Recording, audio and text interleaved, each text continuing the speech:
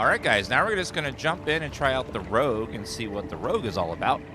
We're going to skip all the story stuff because we did it on our Sorceress, so we can get through it quicker today. So we're going to play Sneaky Sneaky, World 2. Just going to jump in and try to figure out how Rogue plays.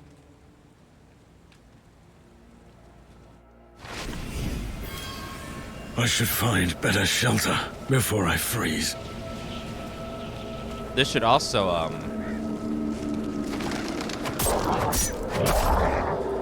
oh, I get a level point.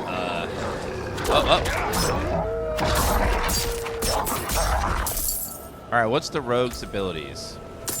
So we can either go melee or we can go bows. So, Invigorating Strike, melee an enemy, dealing 6 damage, increasing energy regeneration by 20% for 3 seconds. Blade Shift, quickly stab your victim for 4 damage, and Shift, allowing you to move freely through enemies for 3 seconds. Puncture, throw blades a short distance, dealing 6 damage. Every third cast slows enemies by 20% for 2 seconds. Critical strikes will always slow. Heartseeker, fire an arrow that seeks an enemy, dealing damage and increasing your critical strike extent by 3%, 4 seconds, up to 15%. Forceful arrow, fire a powerful arrow, dealing 6 damage. Every third cast makes enemies vulnerable for 2 seconds.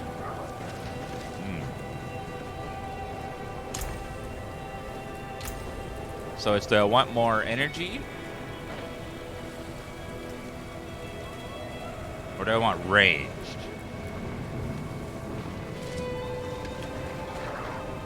Flurry, twisting blades.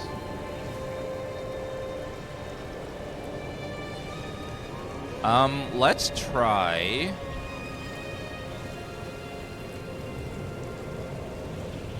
We'll try melee rogue. We did have sorceress, which is already, ranged. Damaging a crowd control or injured enemy with an strike increases regeneration to 20%. It'd be good to try melee out, see how it feels.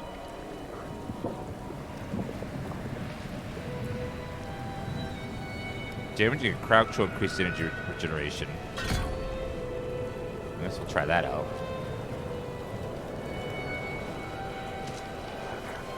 Bigger strike additionally grants lucky hit chance. Hitting a crowd control injured enemy increases bonus to 60% chance. Alright, we'll try that.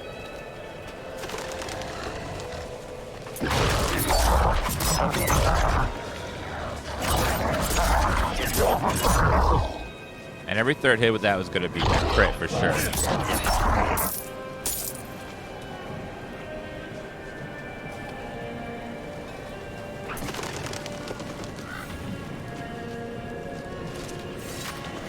Another abandoned town. Demons. Oh no, demons everywhere. Fangs No in way. the dark.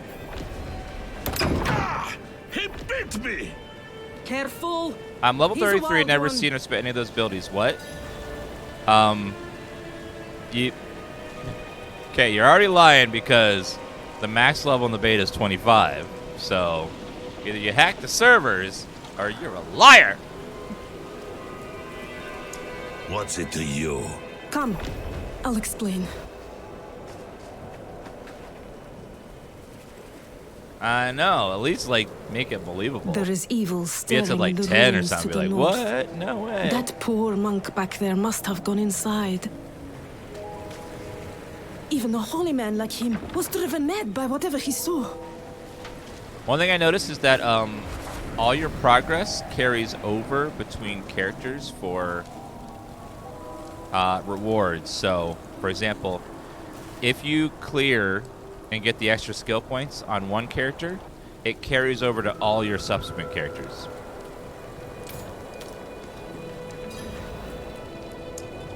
Could you protect? And your gold is shared between all your characters as well. Alright, let's see here. Twisting blades. Impale an enemy with your blades, dealing damage and making them take increased damage from you while impaled.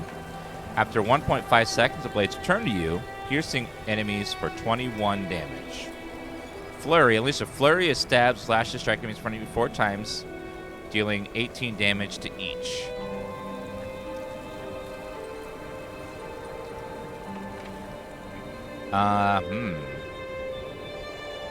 Let's try. Why not do you have skill points right now then? I spent them. Did you not see me spend them? I put the 2 points, my 2 extra points here. And now we leveled up, so we got our first actual point. Now we can go straight into our ability. Let's try Flurry since it's AoE. See how that feels.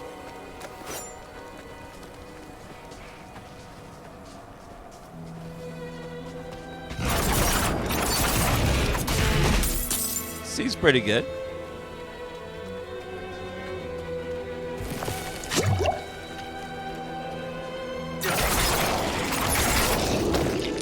And a Invigorating Strike will make sure we have constant mana.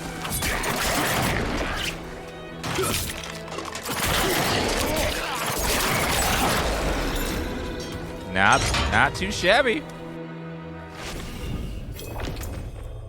Alright, let's see. Each time Flurry damages a crowd controller vulnerable enemy, you're healed for 1% of your max life. Ooh. But how do I make people vulnerable, though?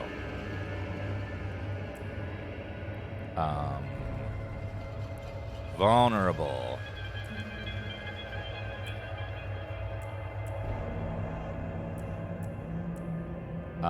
Lucky chance. Hitting me with while you're below 50%, it makes them vulnerable for 3 seconds. Ooh.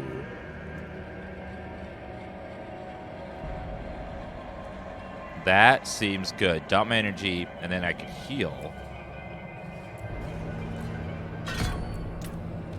We'll do that.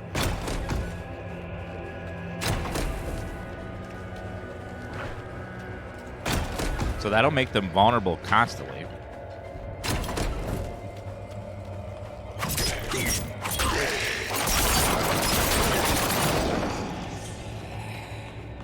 Out of mana. Retalia with the brand new Prime Gaming sub. Hell yeah. What's going to be your first ever subscriber emote? What's going to be your first one ever? Have you decided yet? No pressure, though.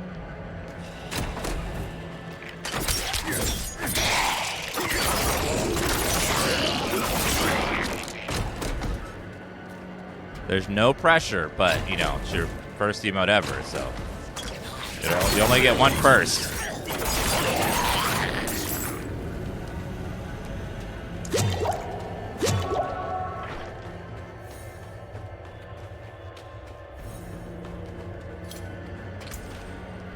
What other abilities do we have here? Shadow Step. Become unstoppable. Quickly move through the shadows. Stab your victim from behind for 21 damage. Give 50% movement speed for 2 seconds. Dash. Dash forward / enemies. That seems good. Caltrops. Leap backwards and throw caltrops crowd, doing 10 damage and slowing them 50%. Those all seem really good.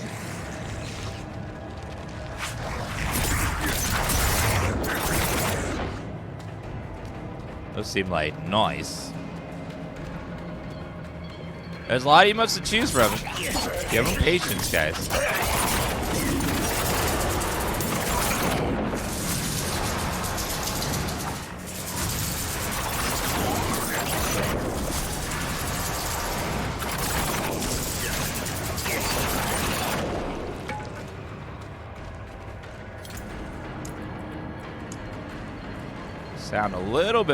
Sounds of this game are a little bit high compared to everything else.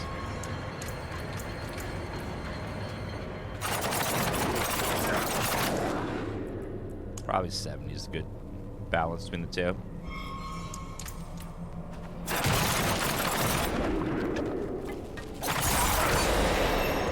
Oh yeah. Let's see. That makes them vulnerable. Yeah, 1% your max life up to 12%. 7 per cast.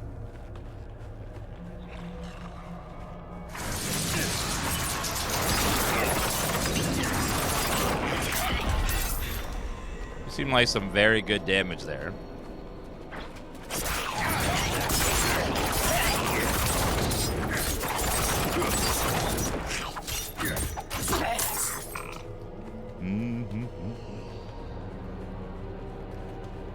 Vulnerable, I guess, increases the damage that you deal to them.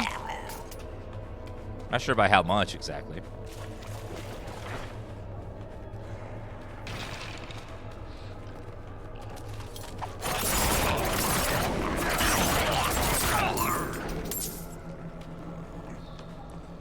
Missed a little gold. I'm like, 9 gold. Do I need to go get 9 gold? No.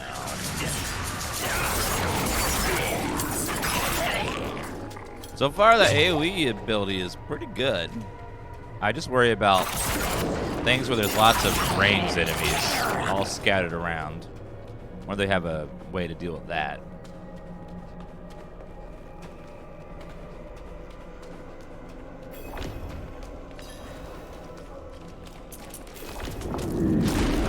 Uh-oh.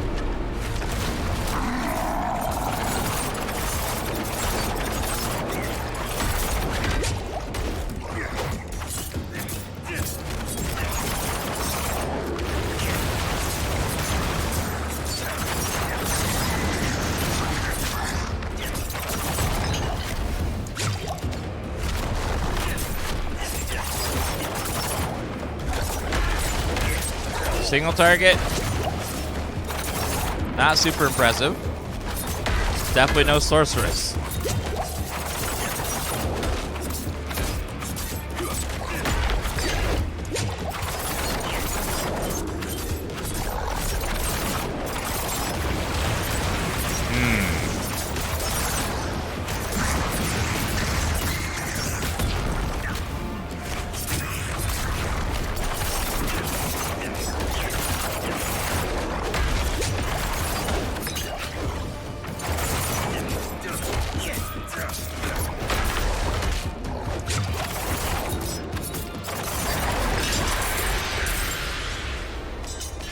Yeah, I don't know.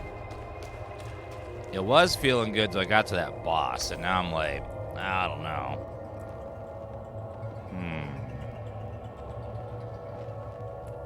Twisting Blades, though, is more single target, but harder to clear packs that way.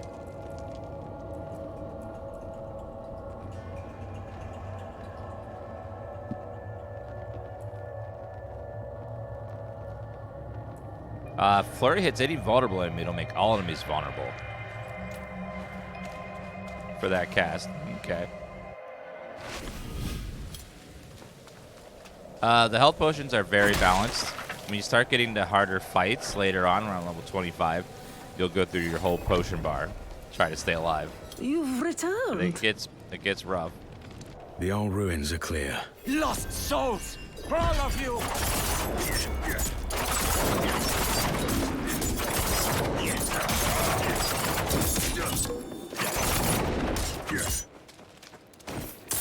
Alright, let me see if that sword I got's better. Yeah. Oh, quite a bit better.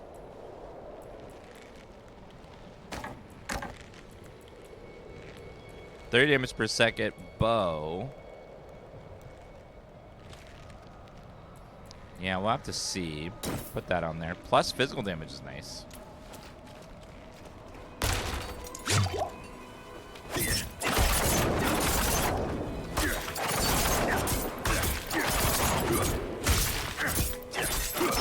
You are blessed like us now. That was all of them.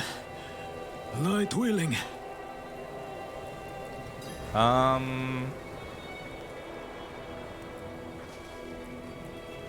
We'll try that, see how that feels. Try the other ability. See if it feels better. Madman.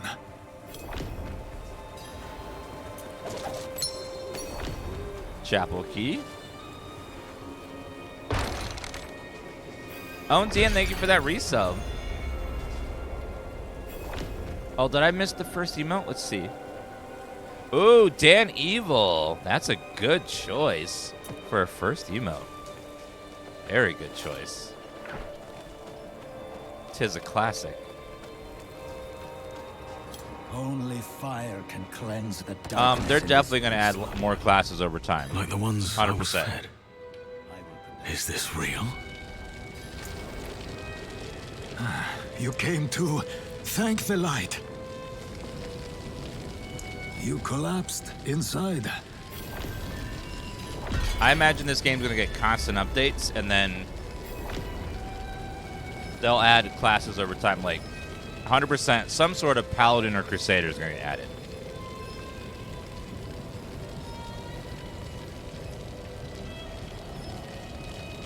That's the archetype that's kind of missing, is like the heavy armor wearing tank that's not a barbarian. That uses a little bit of magic too. Very paladin-y.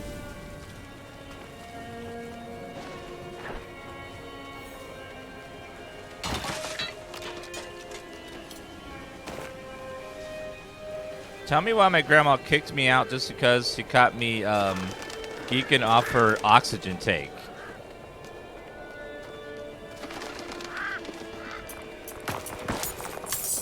Roads blocked. Should clear out when the storm has passed. Rogue also can be bow user. In fact, we got a really good bow.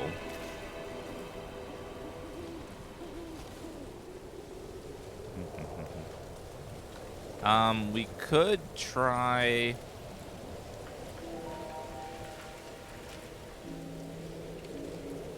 Could try doing bow as well.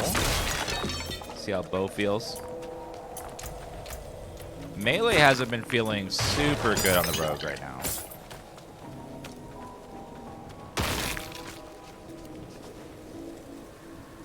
I took the wrong path. Let me go back. Simple dagger. That's still better than the current dagger.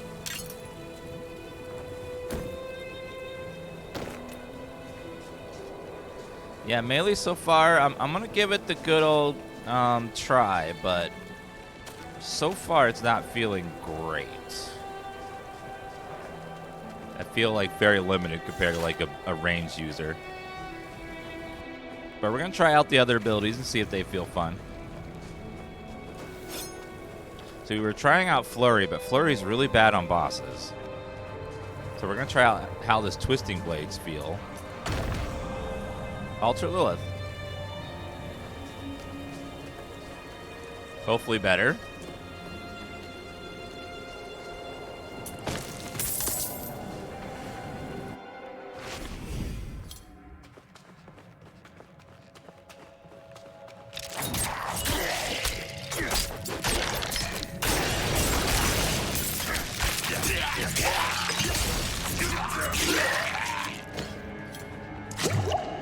Definitely better single target with this ability, but I don't know. We'll see.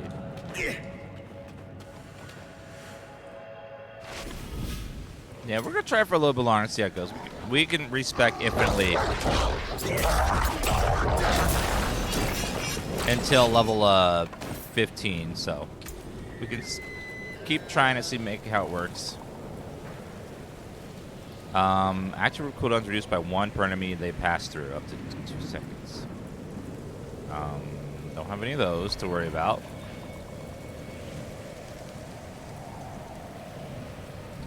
Let's see. You gain close damage reduction. Enemies are dazed. Not able to cast or attack skills, able to move.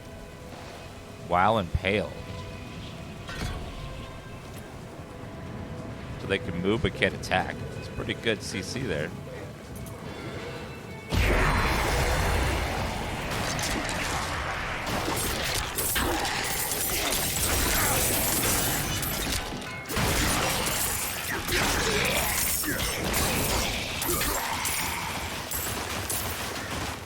Actually, that ability can be...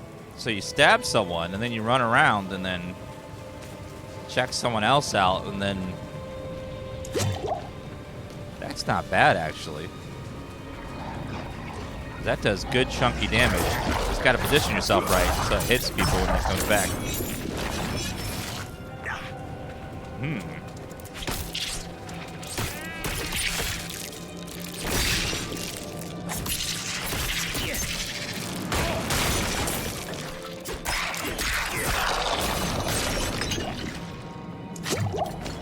That ability, the invigorating, the twisting blades is actually not bad.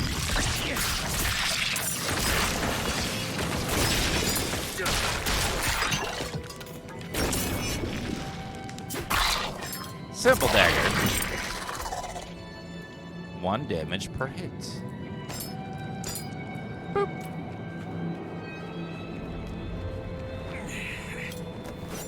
You heard of Lance Reddick, I'm guessing? Everyone did on the first day. It's like, it's hard to not hear news like that on Twitch. You like the shape of the camera, right? Well, thank you. A little bit of curved edges.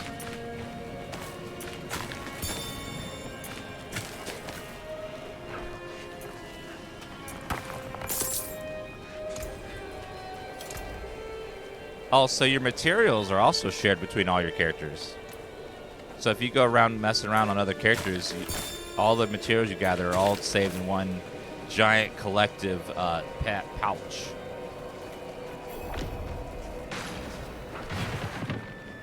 That is pretty cool. Is anyone here? What are you hiding back here?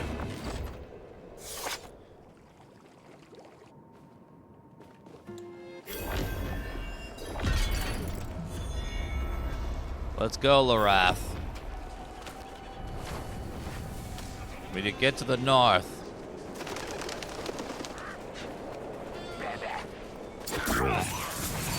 This close to the city. This evil is spreading.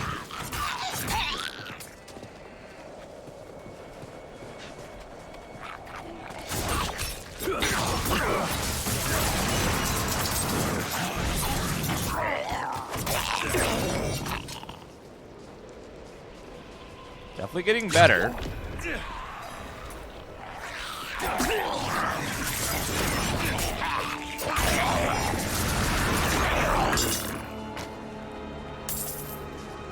Yeah, that voice actor is very good. His voice is like gravel.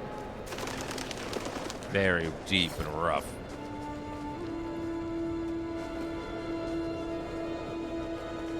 Oh, oops. I missed one fallen. Damn it.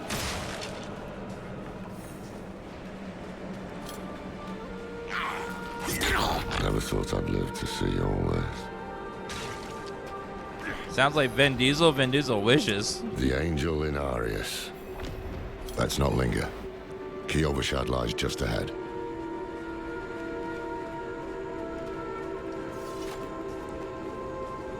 Hold. To enter the city, you must We have no first... time for this.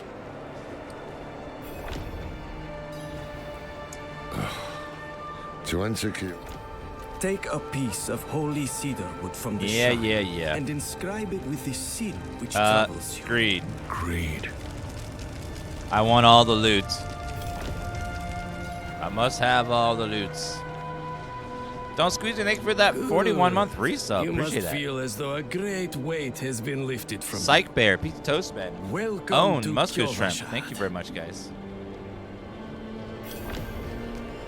They let you skip all the conversations to make making a new character much quicker than some previous games.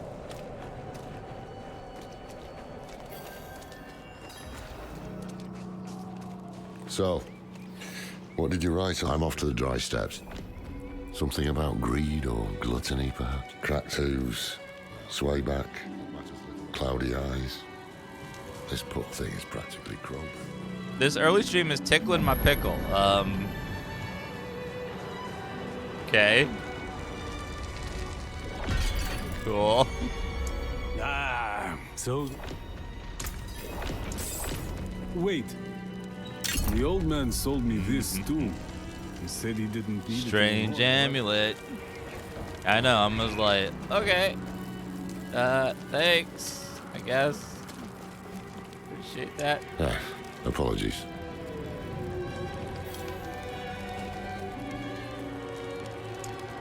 Welcome to the beta. I'm not a beta, you're a beta.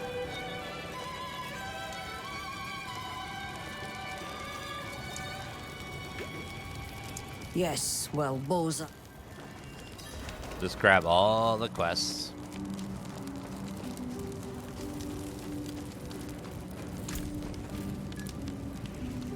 Oh, I didn't know we got some boots there.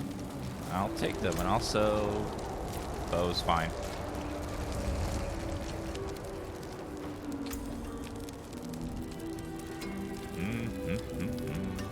Leap backwards, throw caltrops, dealing damage. Poison trap, concealment. Dazes enemies for 4 seconds. Dark shroud. Surround yourself with 5 detected shadows. Aim direction per shadow. Poison trap. 4 armed traps out at once. Interesting. View weapons with poison. Shadow imbuement with shadow damage. Cold. Death trap. Shadow clone. Rain of arrows. There's lots of ways to build the rogue. This is interesting. I don't know which ones yet. I'm like, I don't know. You can take what's left. Which one do I do?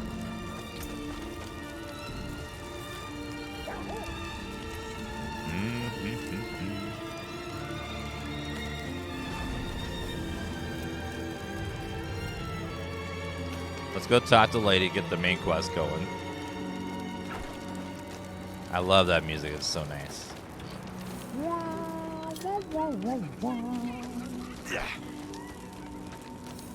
Cathedral of Light.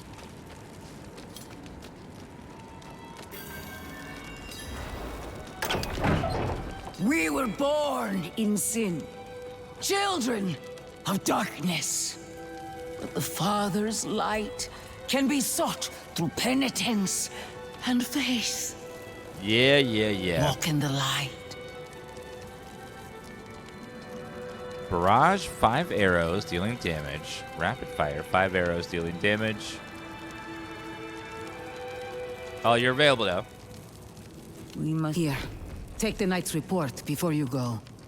Reverend Mother, I received a report of a... Reverend Mother, I received a report of a potential... Alright, let's go.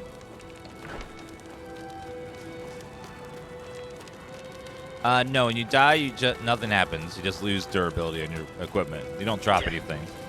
They stopped doing that with 3. You don't lose gold or gear. You just damage your gear, which kind of does a little bit of removes your gold. You have to use gold to repair, but other than that, not much. Channel points is something that Twitch kind of abandoned. The new... And that's why people don't use it very much. They never really added much to it, so it's all on streamers to add like a bunch of new stuff on top of it.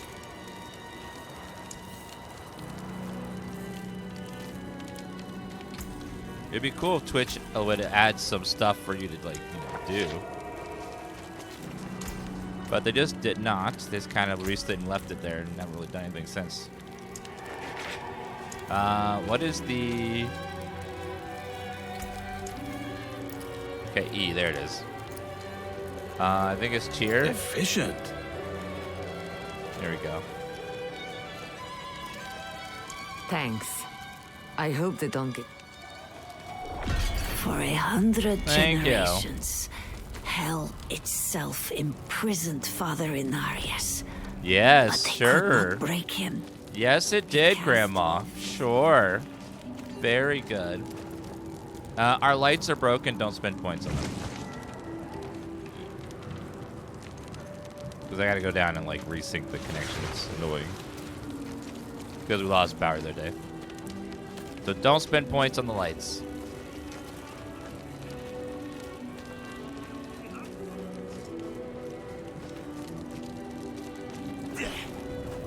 I gotta go all the way downstairs to the router and press a button, and then come back here and type something, and go back down and press the button again. And come back up here and type a couple more things, go back down and press it one more time to get it to sync up. So I'm just like, ah. Yeah.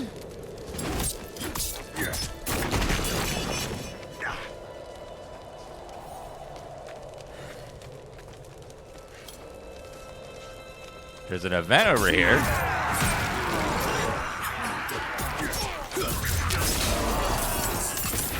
Level up.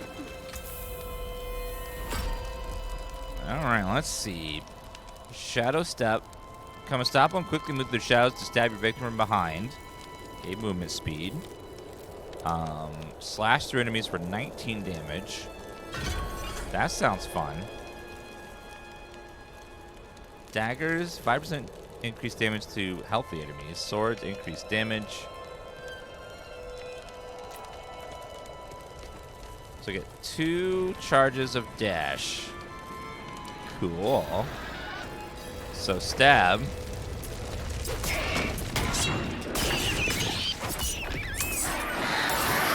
So twisting blades and stab go really well together.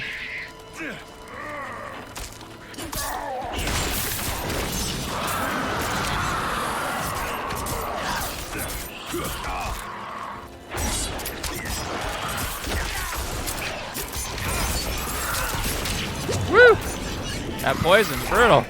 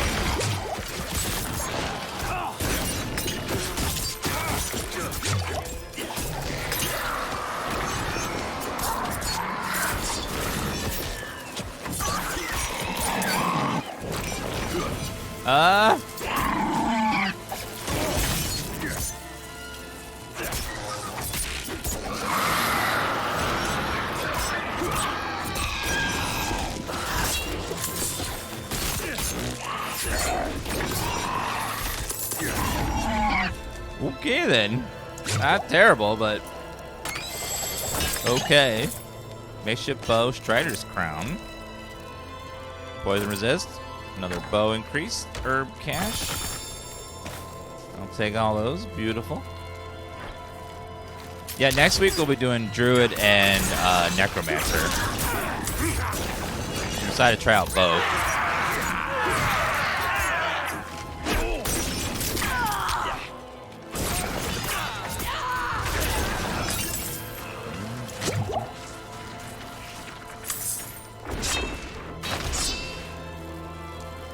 Alright, there's a short sword there that I missed. Couple superior leathers, too. Is that better? Yes. So we'll do double sword, because swords seem to feel much better. Yeah, next week we'll be playing a game that's going to have us saying, Leon! Leon! Over and over again.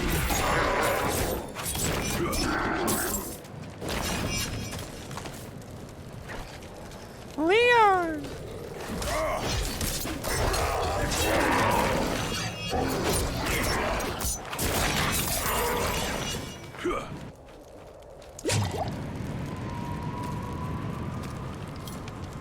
Oh, statue. Hello.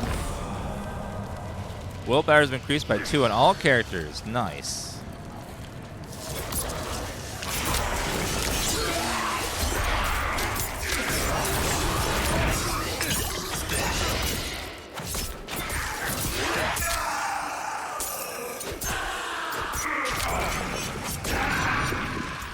I am curious, though.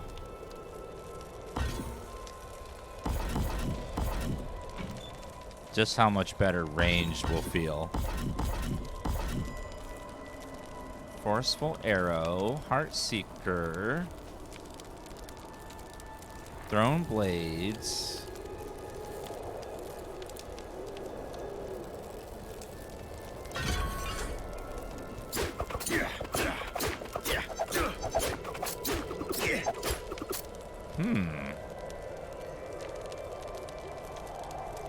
That's easier to hit things far away. I wish some of these rogue abilities would, like, when you use the like this ability, you would rush at them or something to kind of to close the gap.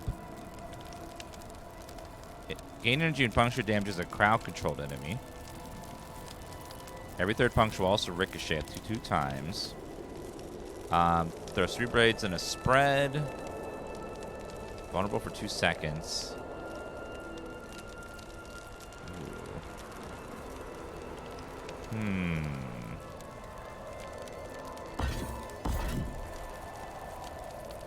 Critical strike chance increased. Every third cast makes them vulnerable.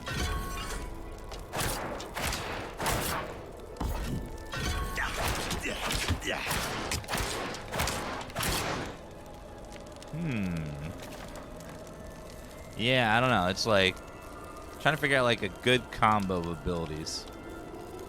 I like that you can respec though.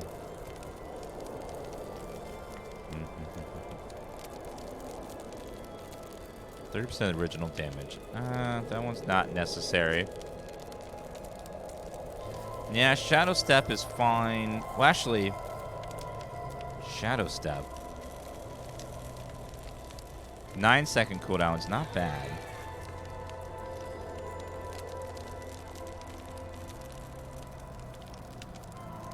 Wait a minute. Wait a minute. What if...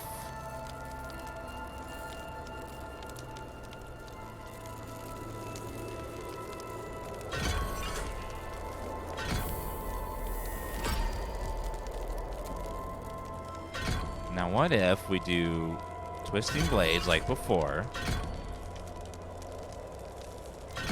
We do the lower cooldowns and we take Shadow Step instead.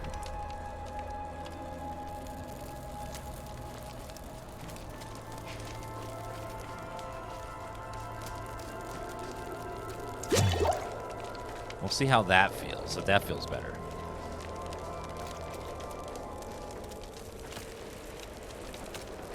Let's do a dungeon, though.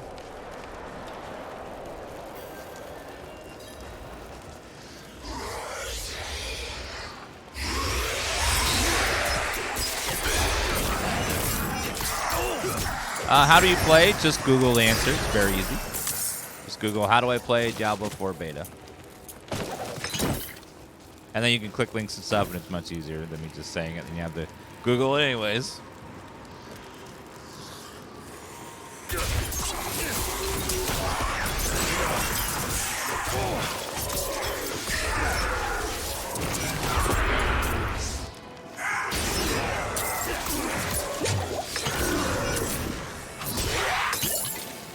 It seems like melee has quite a bit of a skill cap to like figure out how to do it best.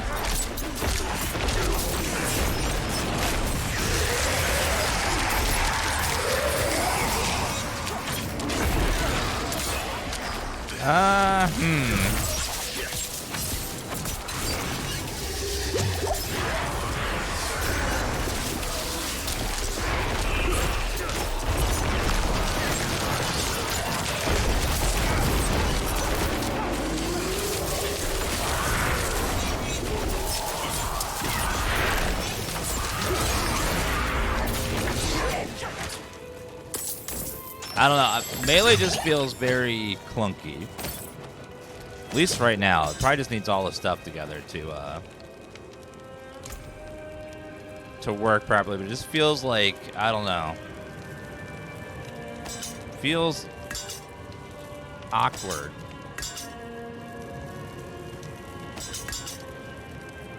Alright, put that there. Chest armor on, I guess.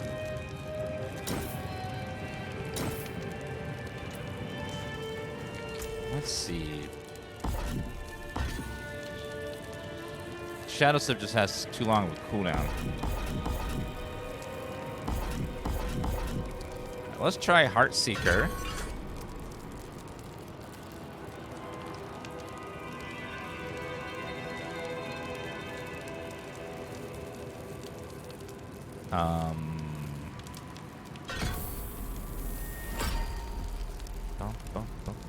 Ricochets to additional enemy. Also increase the damage enemy takes for you by 5 seconds. Rapid fire, 5 arrows, 15 damage. 5 arrows that expand outward, dealing 3 damage. The arrows transcend to bounce off. Let's go try rapid fire. Gain 35 energy per cast of rapid fire when it damages a vulnerable enemy. Rapid fire deals increased critical damage for 3 seconds after you evade.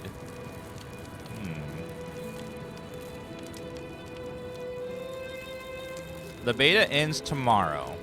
Sometime tomorrow. I forget what exact time, but early in the day tomorrow. 3% critical damage after you evade. When cast on a vulnerable enemy. Can I guaranteed make someone vulnerable? Oh, forcible arrow makes them vulnerable.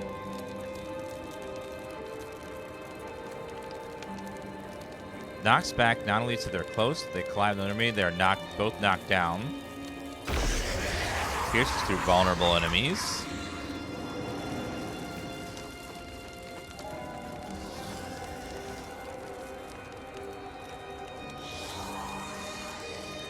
After you evade, I guess caltrops. Enemies take increased damage for each second they're in caltrops. Double against vulnerable.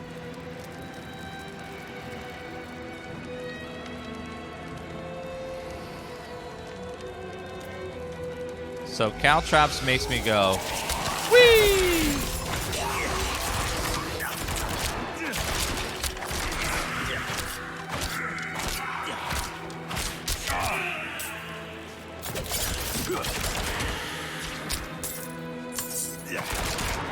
Okay, it's much easier to kill stuff with a bow because you don't have to like go into melee range.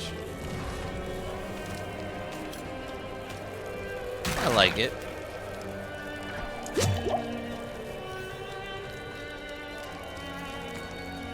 Should be a dungeon over here. Let's try to get some loot.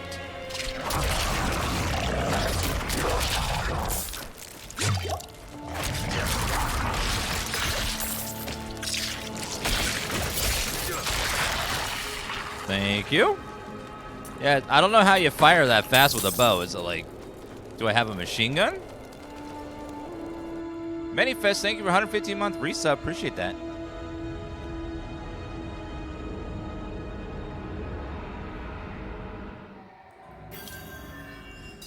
Melee will probably feel better when you get enough abilities to support it, and also you have more, because right now it's a lot of like trying to run up to enemies to hit them, whereas bow could just hit them from far away. It's probably bow's better for leveling.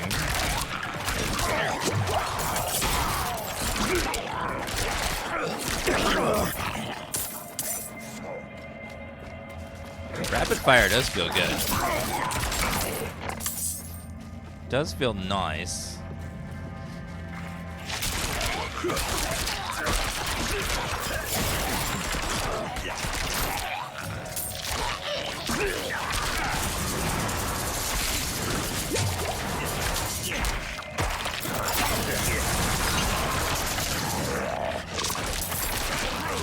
That feels very nice. That's so much.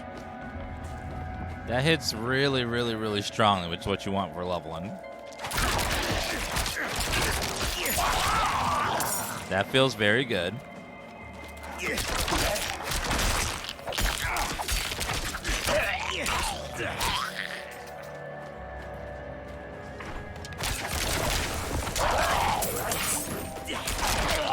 For a sneaky build, this isn't very sneaky. That's just his name, not the build.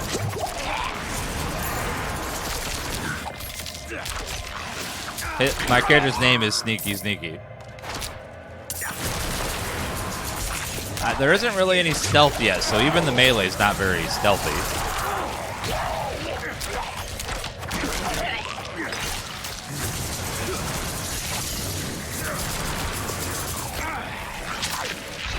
Uh-oh.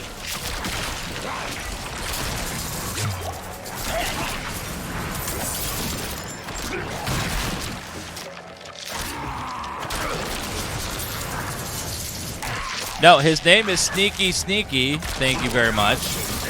Get his name right. Thank you.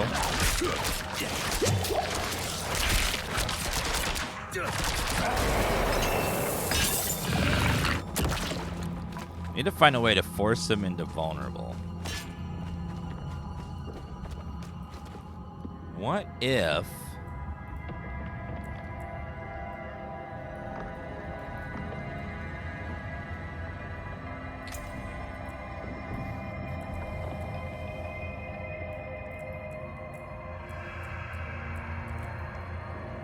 An integration by 3 for... What if we combine the two? So what they want is you to combine them with hybrid stuff.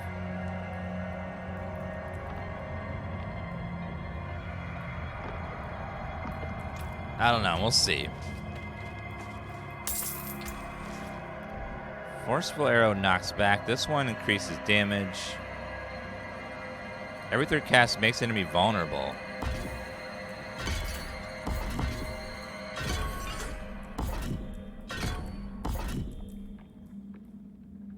Knocks back, pierces through vulnerable enemies. They're both knocked down for 1 second.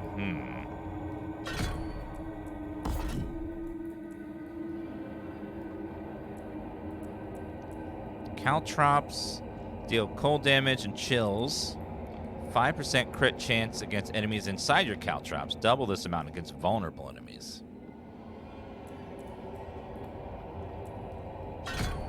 Try that.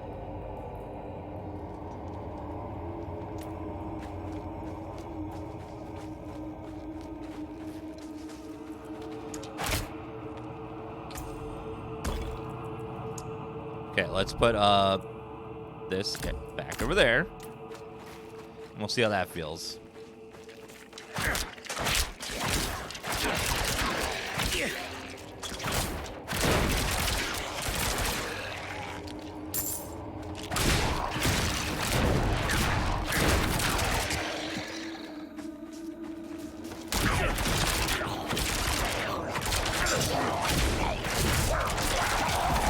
Pushing him back does feel nice with a forceful arrow.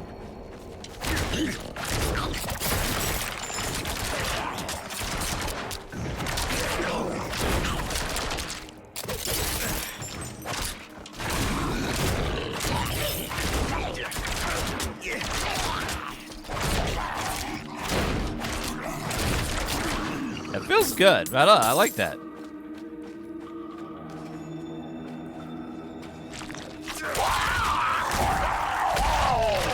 This UI is more like Diablo 2 and 1, where the bars are separated like that. I don't know where you heard that, but the beta is... It's the early access beta. It's from March 17th to the 20th, which is tomorrow.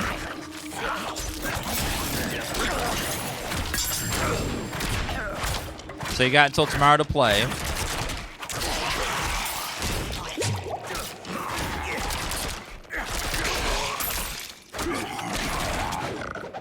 Barrage is 15, so casting it back is actually pretty good. Next weekend's open beta. Open beta will be, everyone can play the open beta, whether you pre-order or not.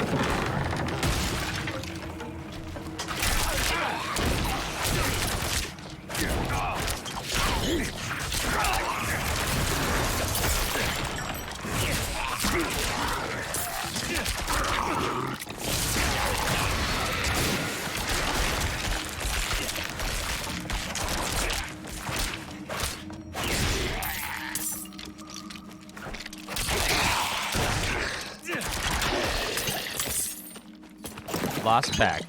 I'll take it. Yep, so next week will be everyone can play Necromancer too, which is what everyone wants to play. And also Druid too, which is probably going to be a very popular class as well.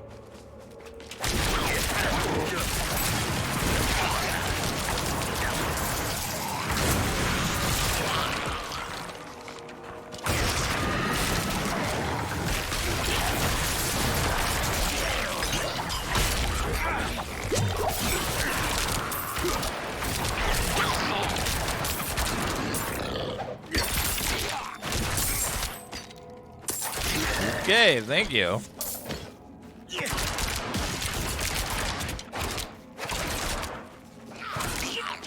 Bow damage is starting to fall off a little bit. Just need a weapon upgrade, would be good. Yeah, Archer has a machine gun. I don't know how someone fires a bow that quickly. Seems a little sus.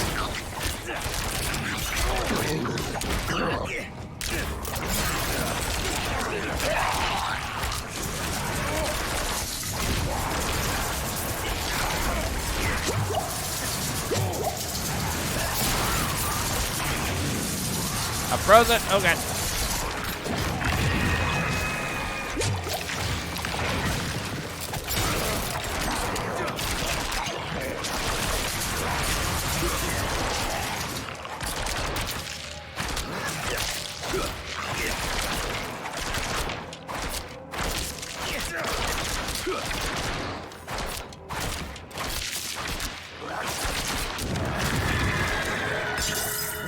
Okay. Sorceress definitely feels way stronger than the other two for leveling, at least early. But Bow is pretty good. But the Sorceress's Chain Lightning is just incredibly, incredibly powerful for leveling. Is Paladin not getting love? There's no Paladin in the game at launch. He will probably come later, but we don't know. He may never come. We're hoping he does, though. This is a very popular class. Nice to see some hammered in again. Destroy the fallen idols.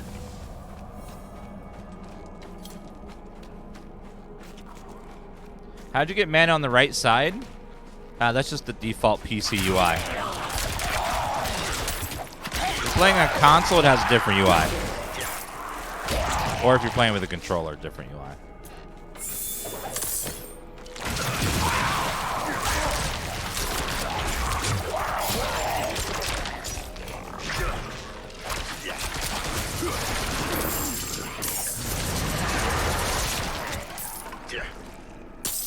Fur-lined mitts.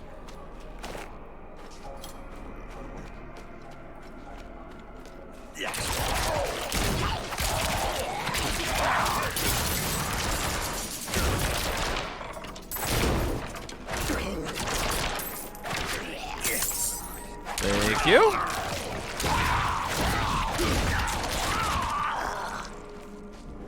Yeah, once you plug in a controller, the UI just switches. Actually, it looks like on PC, it's still the normal UI. I've heard that the UI on consoles is actually pretty good. I mean, the controls are pretty good. That Julian chat plays Bow Rogue and even likes the this UI versus the normal one.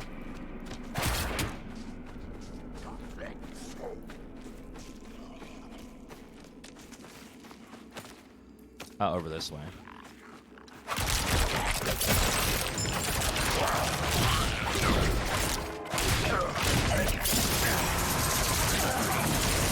Seems to auto aim pretty well.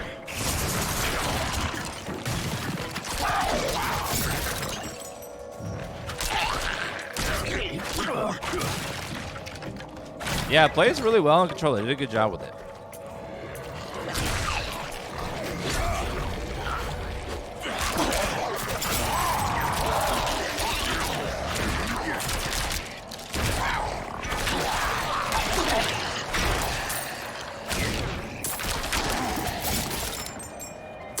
Yeah, it feels nice on controller. They did a good job.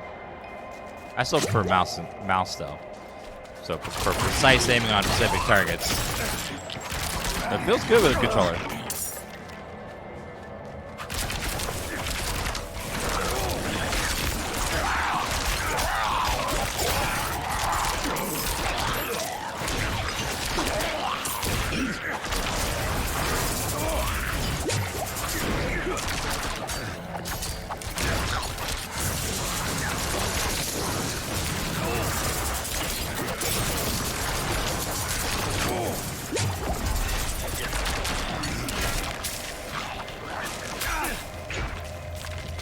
Traps!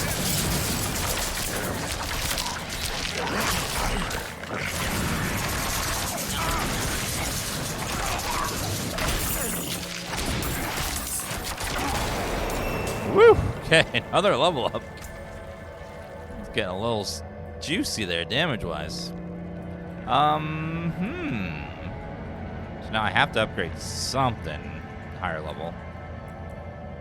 Caltrops is okay damage, not great.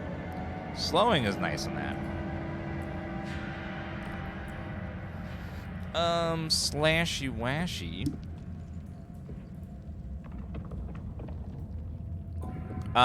We're playing as the rogue class, which can be both melee, bow, or hybrid of both.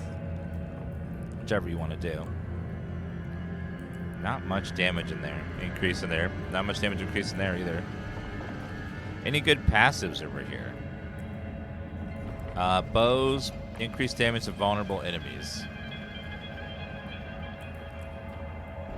Reduction in damage over time effects.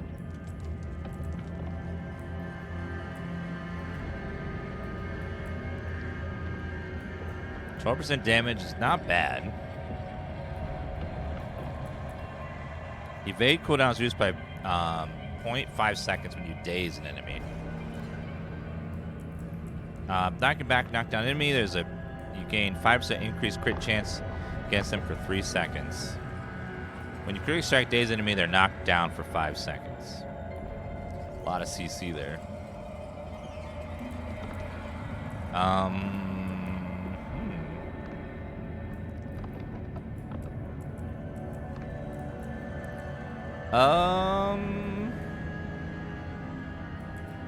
Damage amounts aren't that great. Let's just do weapon mastery, I guess. We'll see how that feels. Crossbow.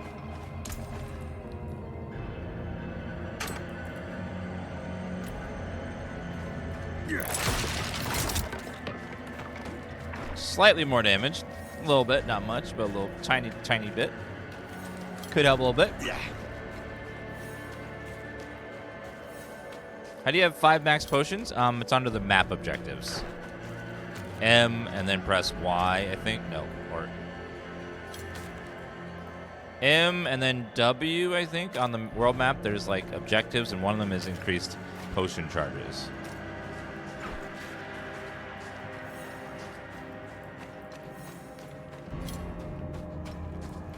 I'll go fix the lights in a second. It's gotta go downstairs and resync it.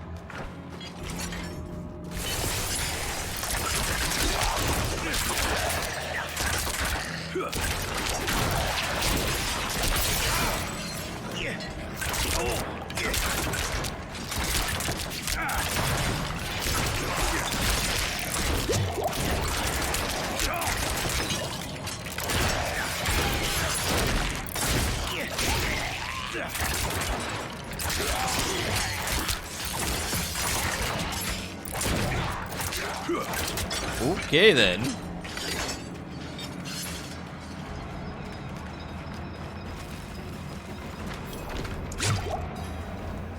So it seems like most of the abilities are either very good AoE or very good single target, but not so much against...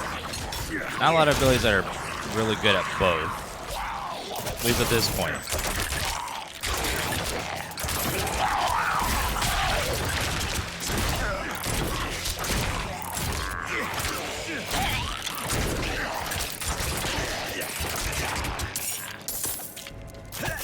Like, Blades is good, but I don't know. We'll see.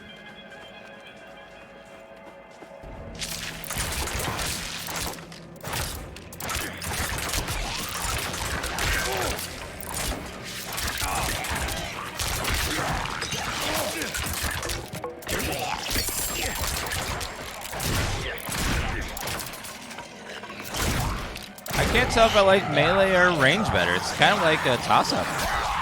Could go either way.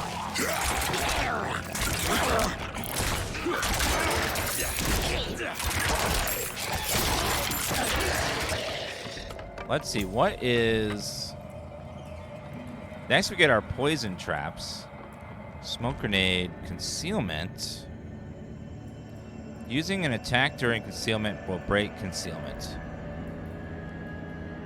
Bishops gain advance that will not be removed by taking damage. Dark Shroud, by protective shadows. Poison damage.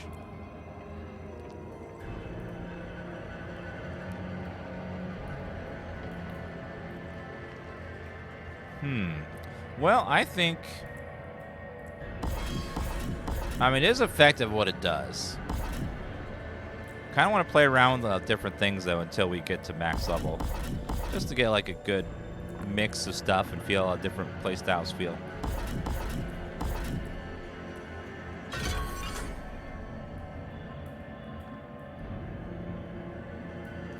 Injured.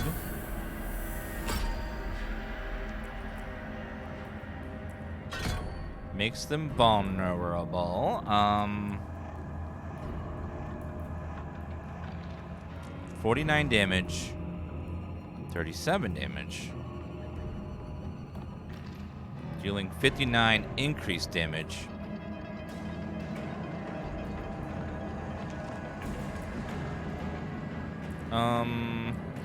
Well, I guess stealth is more for group play, because that way, like, if you stealth and you're dealing lots of damage, then they're forced to attack a different person.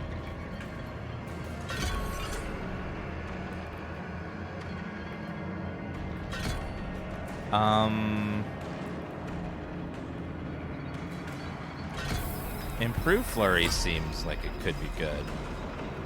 Slash enemies, backstab.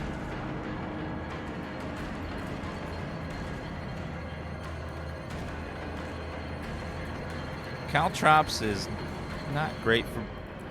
Backstab's good against a single target, but I like the slash, I think.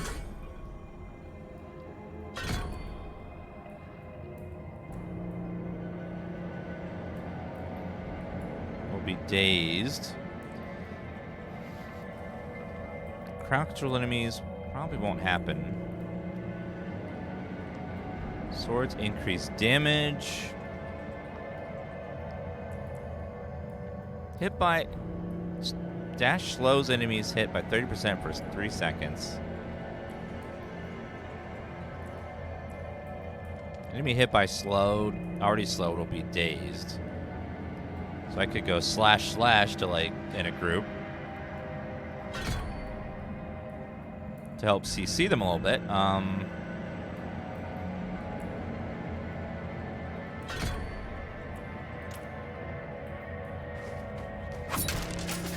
Alright, we'll try that.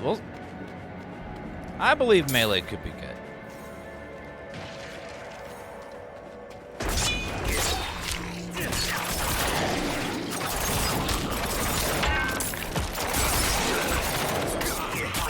I believe in melee. I think melee could be good. Just not giving it the chance it deserves.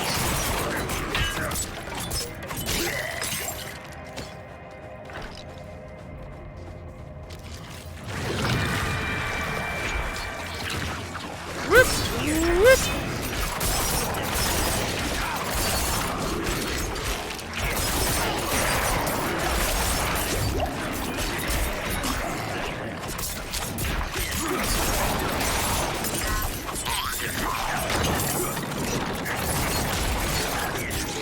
You know, I think we could make this work. I saw yellow. Is that loot? Loot! Boot blade. That is a magical sword. 42 damage per second.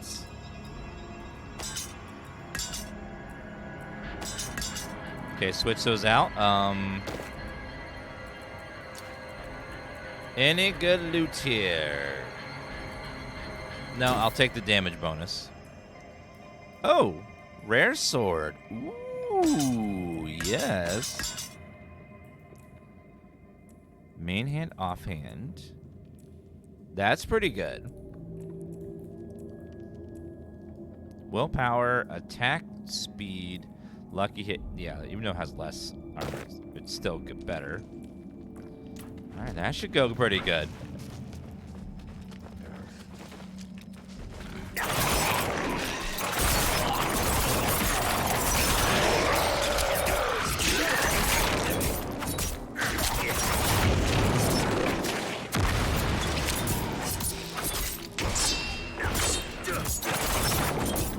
Double slashing to keep them stunned seems really strong.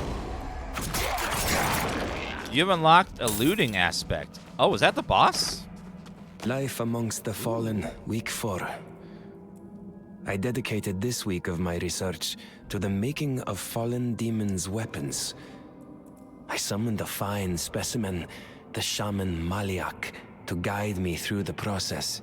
It showed me with enthusiasm how they drain, skin, and dress their victims' bodies. From human heads they fashion their shamanic staves, which hone their power to breathe new life into slain comrades. What? Stan dressed up for church? What? No. Not even slightly, chat. We haven't tried Barbarian. We'll try that a little bit later today as well. Flurry feels like a good melee leveling ability.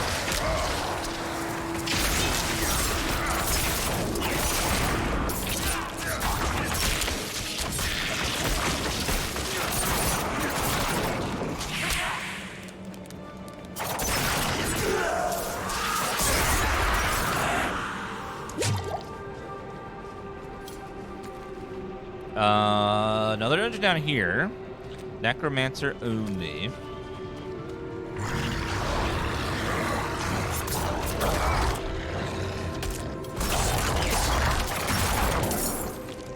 Not bad. When you stack lifesteal, you become an unkillable god. Really? Well, it is low level, so I would imagine, and it's only second hardest difficulty, that every class is pretty survivable in this beta. Why did the spider carry cash? Because maybe he had to pay his web bill? Go on the interwebs?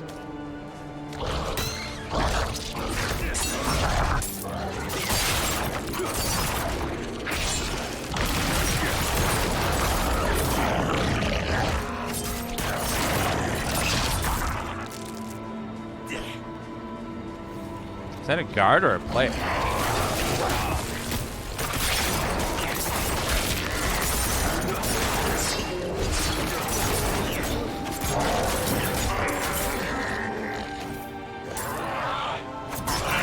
I don't see a name.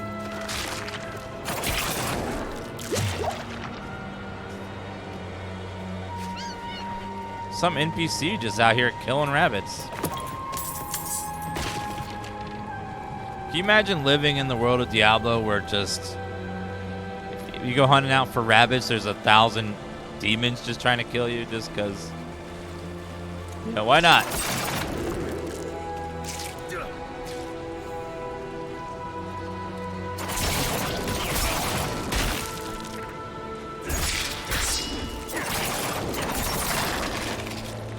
You know, why not?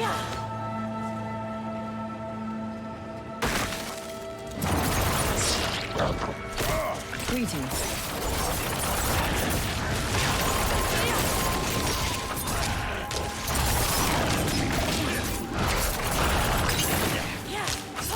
That's another player. Hi, other player. Whee! Oh, there's a stout cellar over here.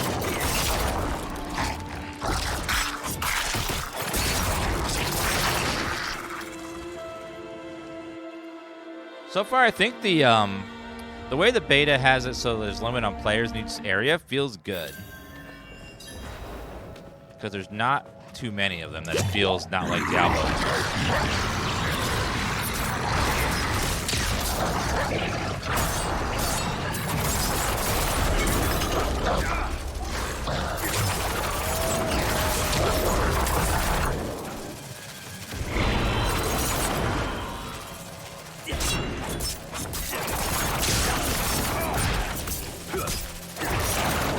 Thank you.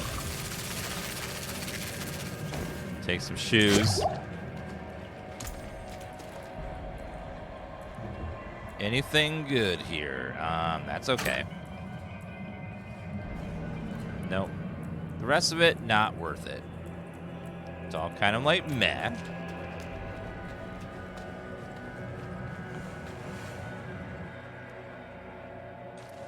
Yeah, it's a persistent multiplayer world outside of the dungeons. Dungeons are randomly generated, but the world itself is not randomly generated.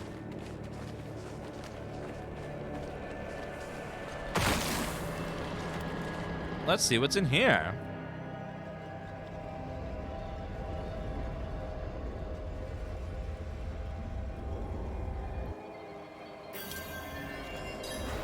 Slay all the enemies in the thicket.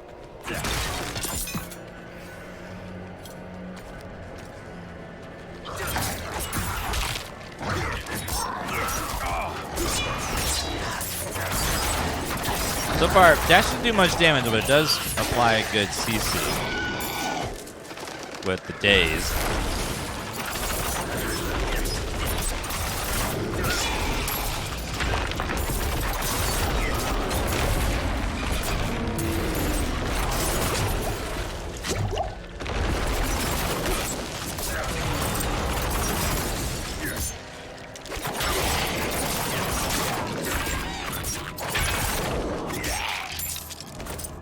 Little helmet there.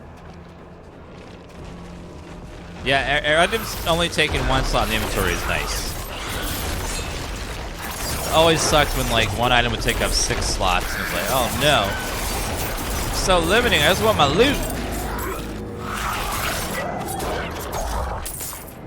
I just want my damn loot.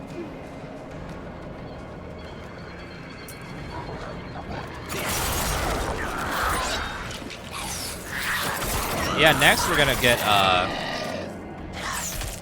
next we'll be getting a a poison trap, which very soon. That'll be interesting how good poison is.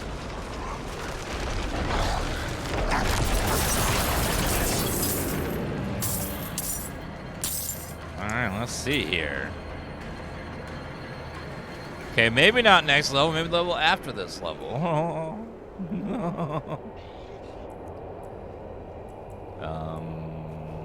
Flurry, let's increase the damage of Flurry, I guess. So level 11, I'll get to do it.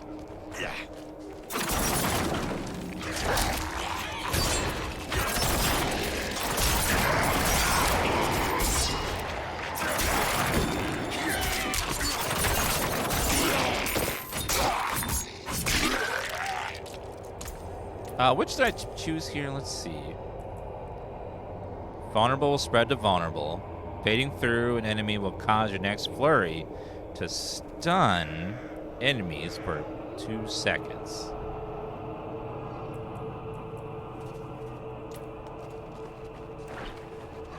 Alright, well, let's go around a little bit. Yeah, when we get poison traps, the stream's gonna be quite toxic. Just to warn you.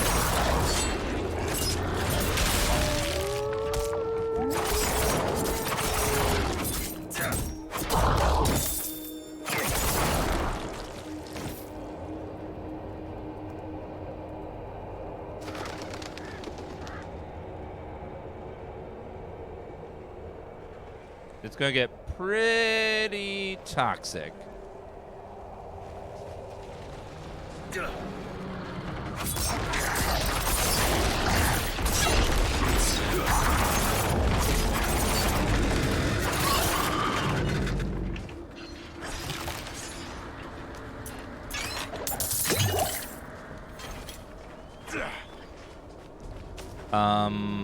We gotta go down and kill the enemies down here. There's 10 more.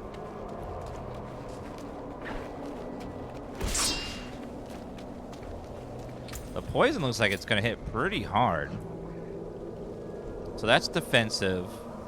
That's defensive. This is concealment. Has a very long cooldown for stealth. Gain 40 energy when you enter concealment. Now that part is okay. Skills that break concealment will always be a guaranteed critical strike. That could be alright. Makes enemies vulnerable. That could be okay. But getting just 300 damage over 9 seconds, that seems pretty good. Poison knocks down enemies. You deal 10% increased poison damage to enemies standing inside your poison trap. Poison trap is the 20% chance to reset your imbuement skill cooldowns when in fact imbuement. What is your imbuement skill cooldowns? What is imbuement? I don't know what that means.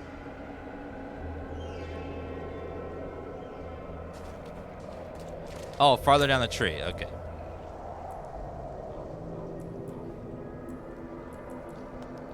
Oh, the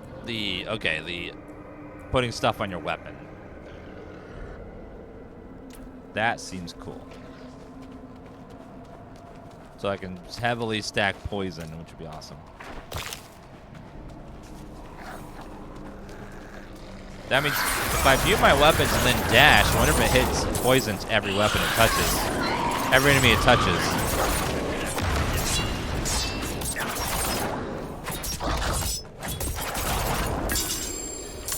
What was that? That was rare sword. 52 damage per second. But our offhand. It's pretty good. Plus damage. Okay, I'll take it. I'll take that. 2. Dexterity, probably pretty good. Dexterity increases our skill damage and dodge chance, so pretty good.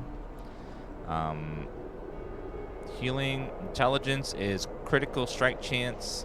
Strength is resource regeneration. So for rogue, strength is resource versus willpower for sorceresses. Interesting. So strength does have a use on rogue equipment. So we want strength, and we don't, but intellect gives crit, which you really want on a rogue too, I'd imagine.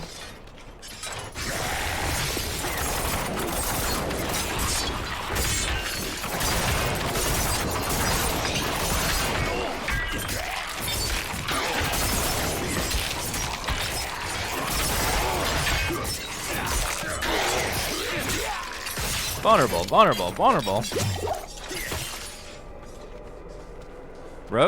The rogue has some pretty tanky abilities, which is nice. Surprisingly, you wouldn't think of rogue as like a tanky character, but there's some stuff that give him some pretty good survivability.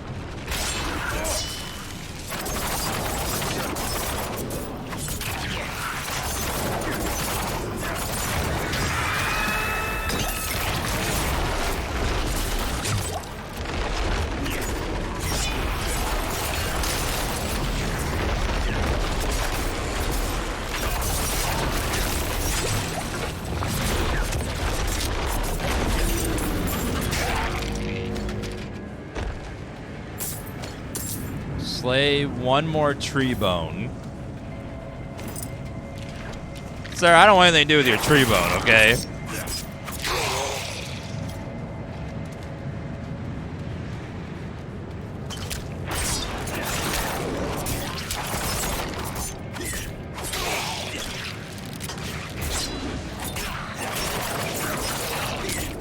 Yeah, I'm like, what?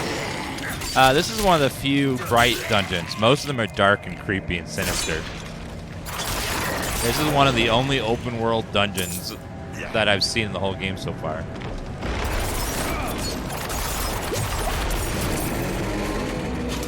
There's also day and night cycles, so it's just daytime, whereas it might be nighttime the next time you go through it.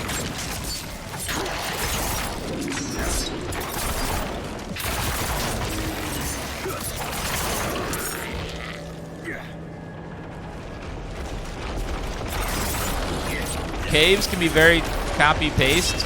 You ever been in a cave?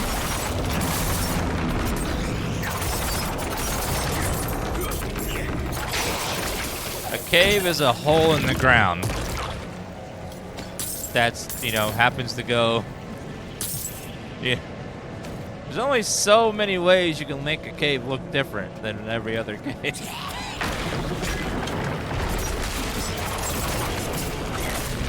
But it's an action RPG. A lot of the random side dungeons are just that, random side dungeons.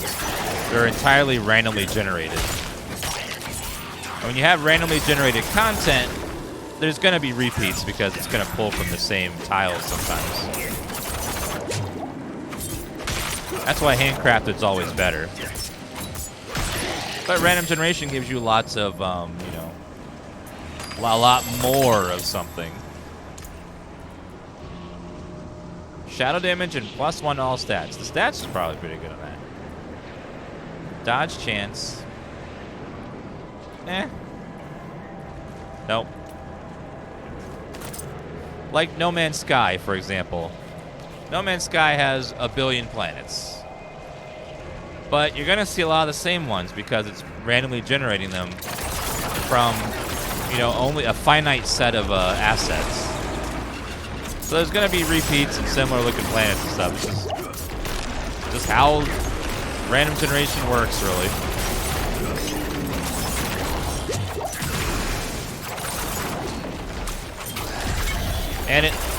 And they're never like completely random because if you let it, you got to have like rules you give it to it in order to like not make a planet that's like a, you know, a stick, or make sure it's round and has this generic shape.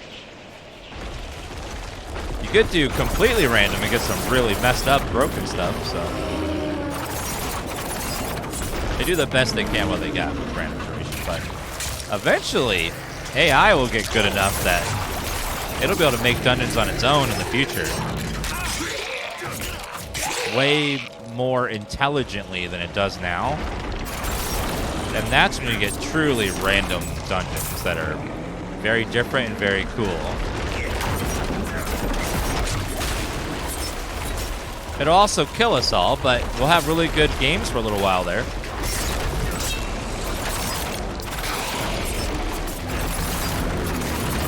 And that's what really matters, right?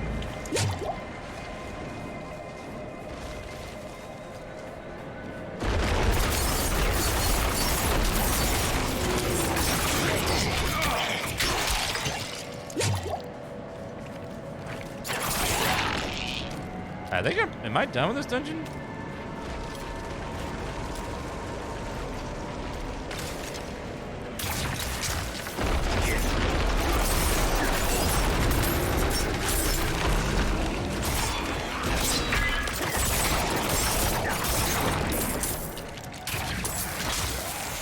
There's so much of it left, it's strange.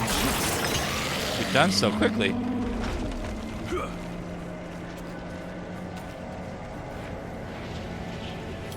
Alright, let's get out of here. Whoop.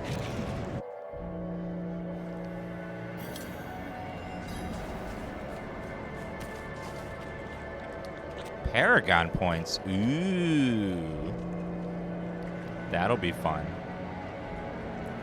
3,000 bonus gold, hell yeah.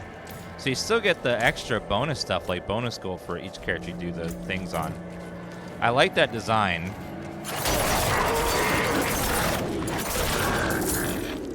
I like that you get the convenience of some of these things, like you get your skill point, your potion charge, your skill point. Those stay forever on all characters, but each character can get like the gold and stuff, so they have a reason to keep grinding all the stuff. That's a nice touch. Your grenade skills count as trap skills. Whenever you arm a trap or drop grenades, you gain 10% movement speed for 3 seconds. Oh. Rogue ability.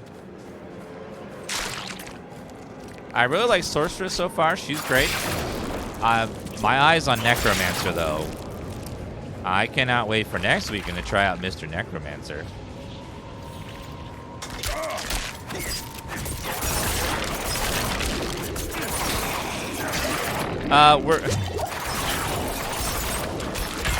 We're level 10, and we're on the second hardest difficulty. You can't go to the highest difficulty in the beta. And again, we're level 10. All AVGs are pretty easy on level 10.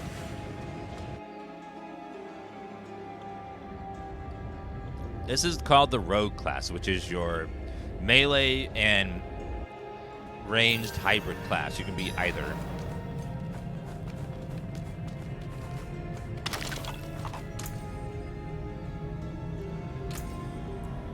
I wonder...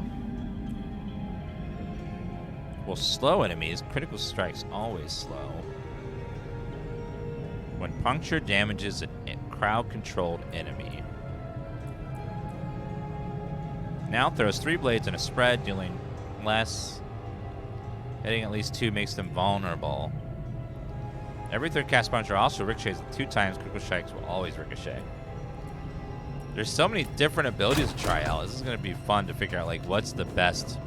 Someone will figure out the magic hybrid build that combines bows and melee together to make something cool. Druid's going to be fun, too, because they're another... our only spellcaster class is the sorceress right now. But Druid and Rogue are both sorcerers, so it should be fun.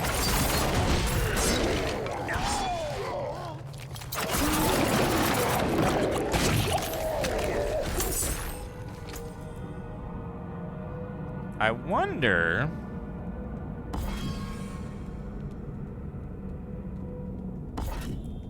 if Shadow Step would feel better.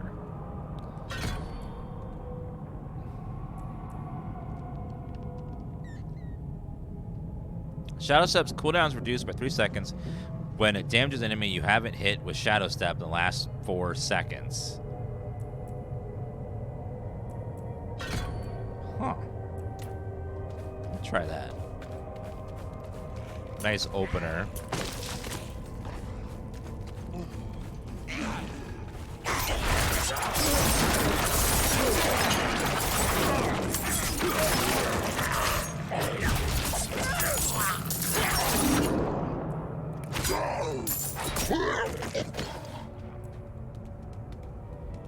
Reduced by 3 seconds with damages an enemy you haven't hit with Shadow Step last 4 seconds. And that'd be, so it should start at 5-second cooldown.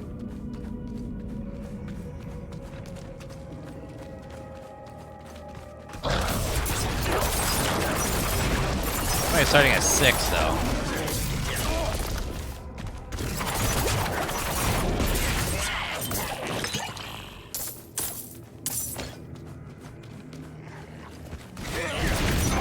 We're definitely going to be playing Resident Evil 4. Or we're definitely going to be playing the beta too.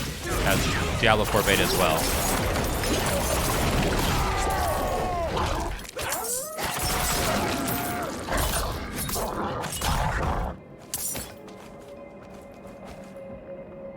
When it damages an enemy, you have him with shut up last 4 seconds. So 6-second cooldown, because that is working.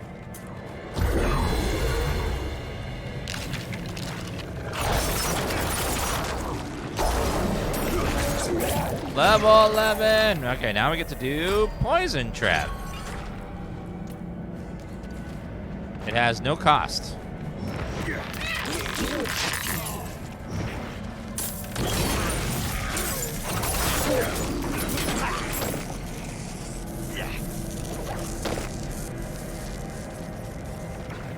We need to empty our inventory. Alright, let's go back to town and empty our inventory. You get access to beta by ordering a chicken sandwich or pre-ordering the game. But it ends tomorrow, so I wouldn't even bother. You only get to play for less than 1 full day. If you got it right now. So I would just wait. Because next weekend's open beta where everyone can play. Dodge chance, everything else is meh, so we just destroy it all.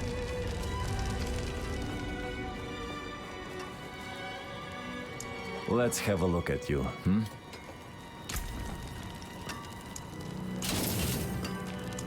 Upgrade, that one, sure. Boom. Quest complete.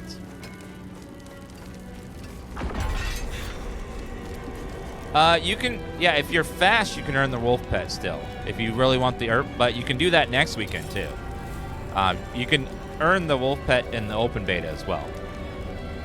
So as long as you do it on either weekend, you can earn the wolf pet.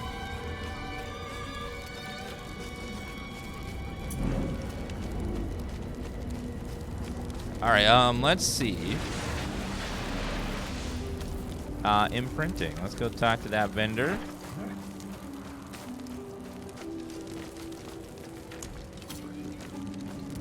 Also need to upgrade our healing potion. As I'm sure you know. All right, traveler. Codex of Power, my class only.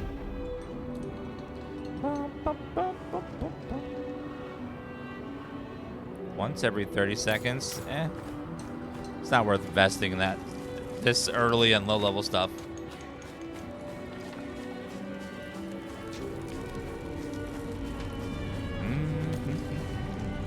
And let's go talk with the healing potion person.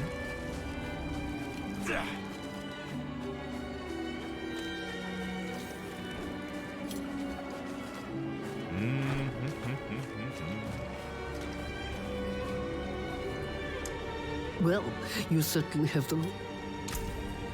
I would like that, thank you. I forgot to upgrade my sorceress's potions. Elixirs.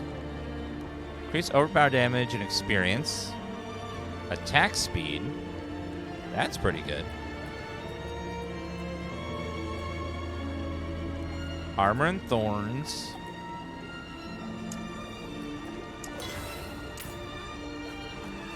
So we can pop those. I keep forgetting about that elixirs exist. Music's really good. It is. Everything about this beta has been very high quality. Other than some server issues, it's been everything's when it works, it's very good. I have been impressed. I shall put that there and forget about it. Yeah, this is in-game music. That town music is very, very nice. That.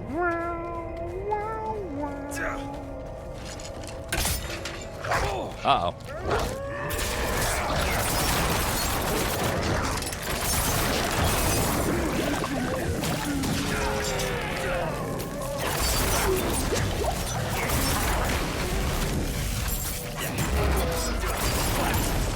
Poison damage. I don't know, poison damage seems okay. It's got kind of a tiny range, though, is the only problem with that.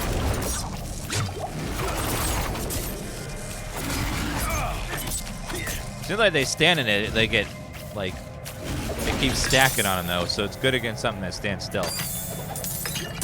You enjoying it so far? Yes. I'm having tons of fun with it. It's going to be a game that I'm going to grind, like, a lot when it comes out. And I can't wait to play Necromancer. That's my, like, class I'm most excited for is Necromancer, because that was my first class in Diablo 2, and I loved it. Do I get my rogue class yet? I think not yet. I think that's level 15 for the rogue. Yeah. Polar bears are not endangered in Sanctuary. True. They're endangered in the real world, but not this fictional one where they spawn infinite monsters.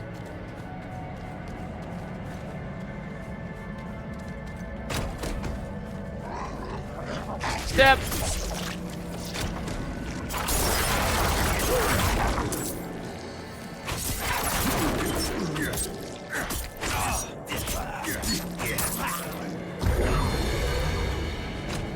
Greed. Oh, hi, polar bear.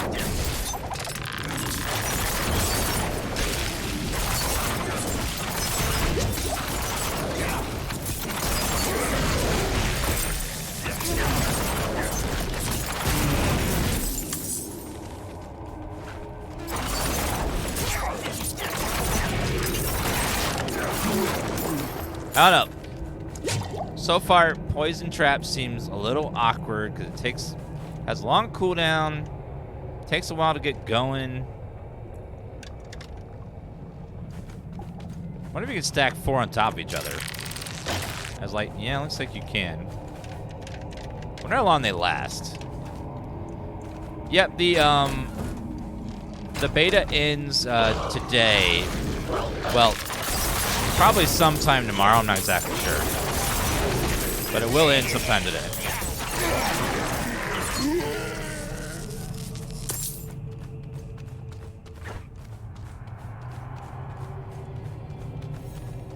All right, well, let's try to gather enemies up and try Poison Trap on them and see exactly how much damage it does.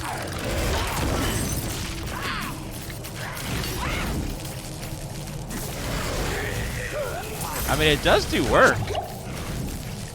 If you can get something to stand on it long enough, it does add up a lot. It's pretty good. Let's see. Poison Trap knocks down enemies when it activates. That's pretty good. You deal 10% increased damage to enemies while you're standing inside of it. Now that's pretty good. As well, so it does buff your damage and knocks enemies down for the first few seconds.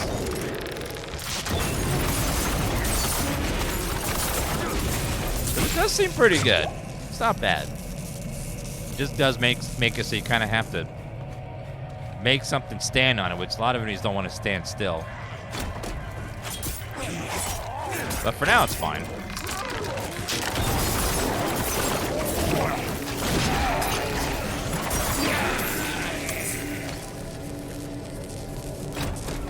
So if you can like stun stuff and leave them on it, that would be a good thing.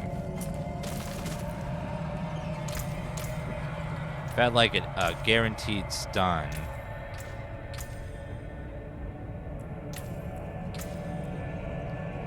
Let's see. Backstab's okay.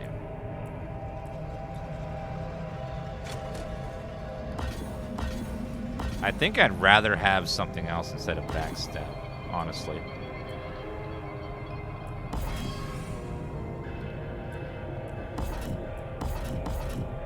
Just not doing it for me.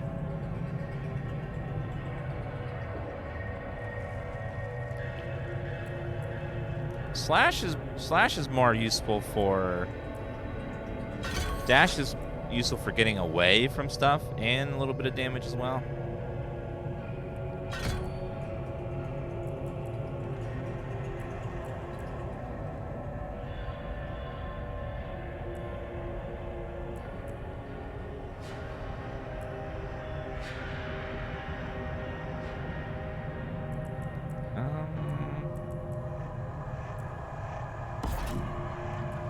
Yeah, and then with imbuements, Dash probably has a chance to apply the poison dot on top, which would be really nice.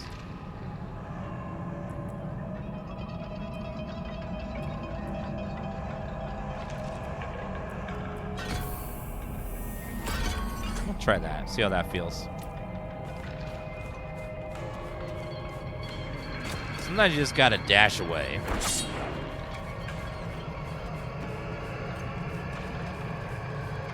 Is it pay to win? There's no store in the game yet to tell what kind of monetization the game will have, so we don't know.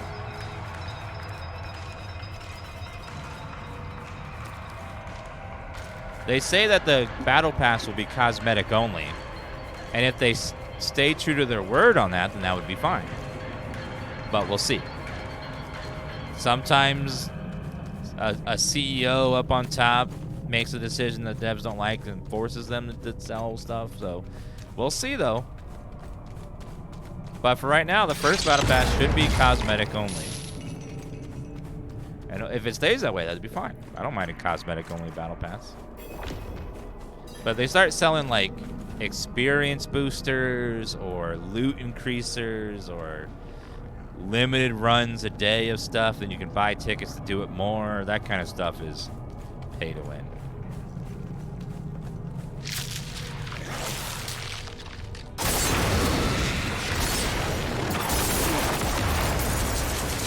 Ah, frozen.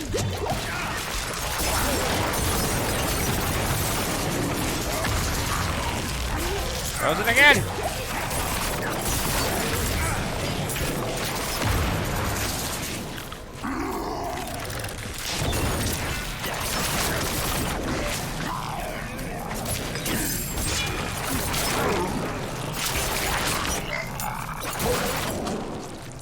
All right, fur-lined boots. What do you have? Maximum life and all stats. And dodge chance. I'll take it. Dexterity, a little bit of armor. I'll take it.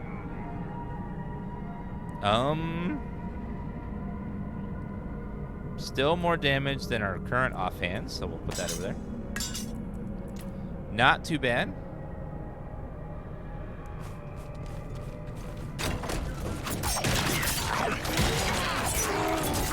Yeah, they make it so you don't see other players very often outside of town and events.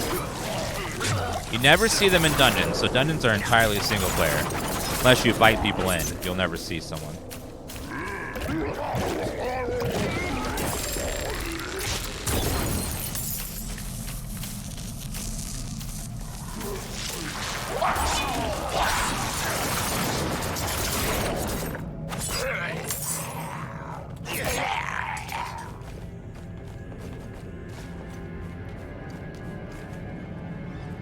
Yeah, we'll see though. Okay, here's my hope for the game though. Here's my hope, chat, is that by having a store and battle passes and stuff, they're gonna keep earning money. And if they're earning money, then the higher ups will give them permission to keep making content for the game, like more dungeons, more classes, more in-game content. More items, class changes, level cap increases, more in-game systems, more. So let's just hope that over time, that's a more robust crafting system as well. It would be awesome if they could somehow keep up the quality and keep making good upgrades to it. That would be awesome. That's my hope. But we'll see. Diablo Immortal was a mobile game made by mobile developers, so that game was always going to be the way it is, because that's how mobile games work. Almost every single one of them is like that.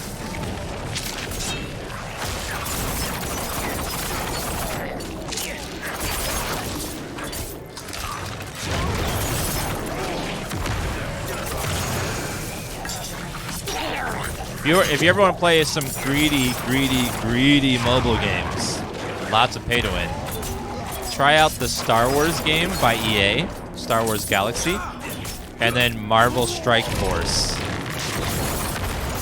on mobile as well. Those games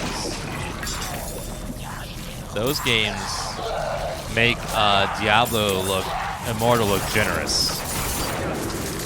That's how bad they are. Because, like, Star Wars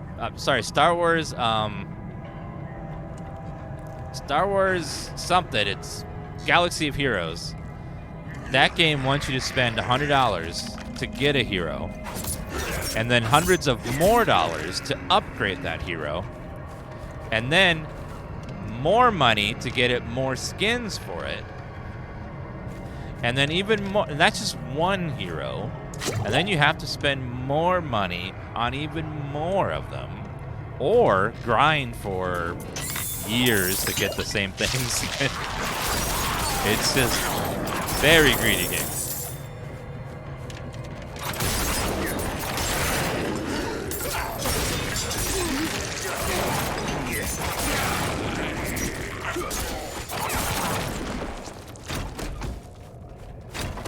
And then you never have them all, because guess what? Every month there's more heroes to get. So you'll never have everything, ever. Because there will always be something more to buy.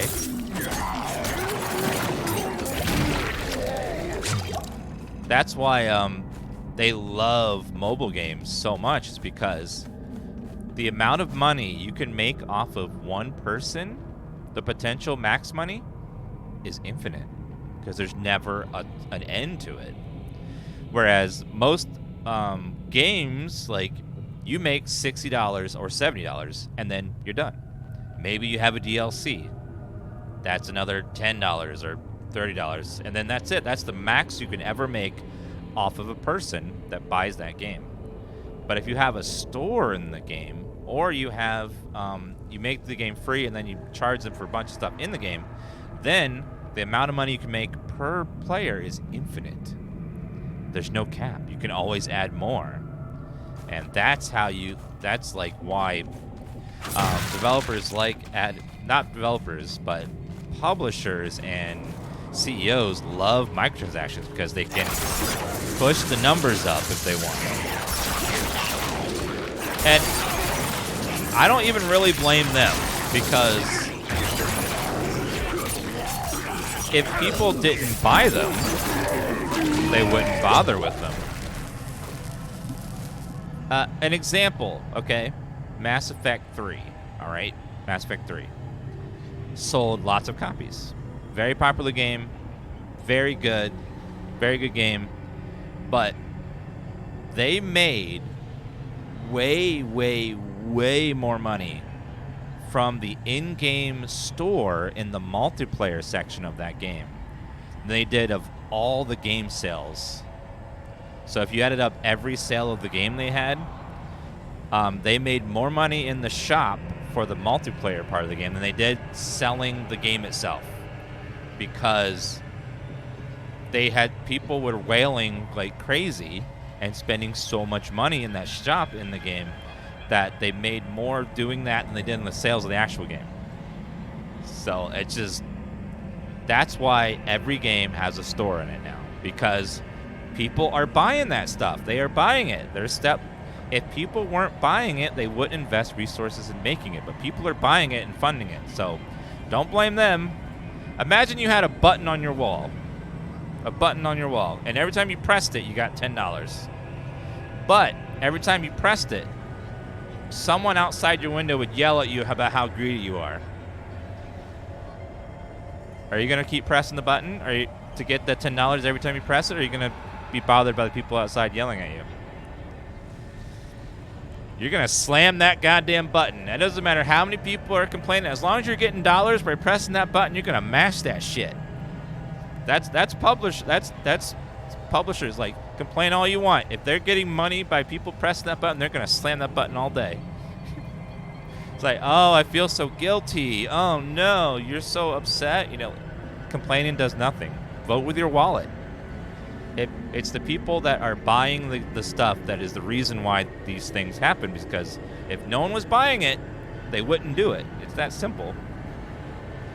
And in business, a good business is rarely moral and just. Most businesses are cutthroat. It's like do or die, make profit or fall apart as a company. So they're gonna go for where the profit is.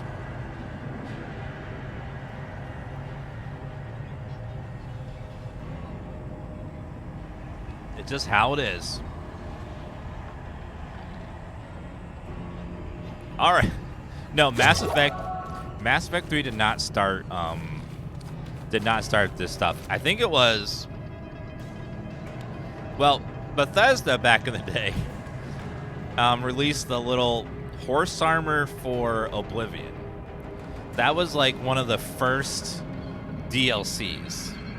But even that was small. It was just a little, $5 here, a little bit there. What really made it go crazy was when they released mobile games on phones in the App Store and then had in-game stuff you could buy. Like early games. Like Candy Crush, Farmville on Facebook. Stuff where you could buy money or energy and stuff. That kind of stuff is what started making so much money. It was like crazy. And even if you don't have an official, exactly, Jeff, even if you don't have an official store, people often make their own. Like Diablo 2, you could buy items from people. There were sites that were set up where you could, like, someone would put an item up on a store and you could buy it with real money and then they would trade it with you and stuff. I mean, that's against the terms of service and stuff, but it still happened in every single game. And it's going to keep happening. So developers are like, how do we cash in on this money? One, make games always online, like make it so you can buy gear directly. Diablo 3 tried it with the real money auction house. They're like, let's just put it in the game itself. That was very popular and people loved it. But that's like they tried to capitalize on that part of the game as well with Diablo 3 with the real money auction house. But unfortunately they decided to make the whole loot system support that kind of economy. That's why the loot was so awkward and weird, because loot was truly purely random in Diablo 3 at launch, and that's why loot was so awkward and weird and bad, and you sometimes get horrible items just because they wanted it to be a certain percent so that to get a good item it would be worth actual money, because the itemization was so strange. Kevin used to make, he would spend so much time grinding Diablo 3, and he was making good money selling items on the real money auction house in Diablo 3. He actually really enjoyed the auction house. He was making lots of extra money doing it. Some people were really grinding that stuff hard and making like decent money doing it for the time invested on it. But sorry, I got on a long tangent, but yes, basically, yes, I like cats. Sorry, I got way off topic there.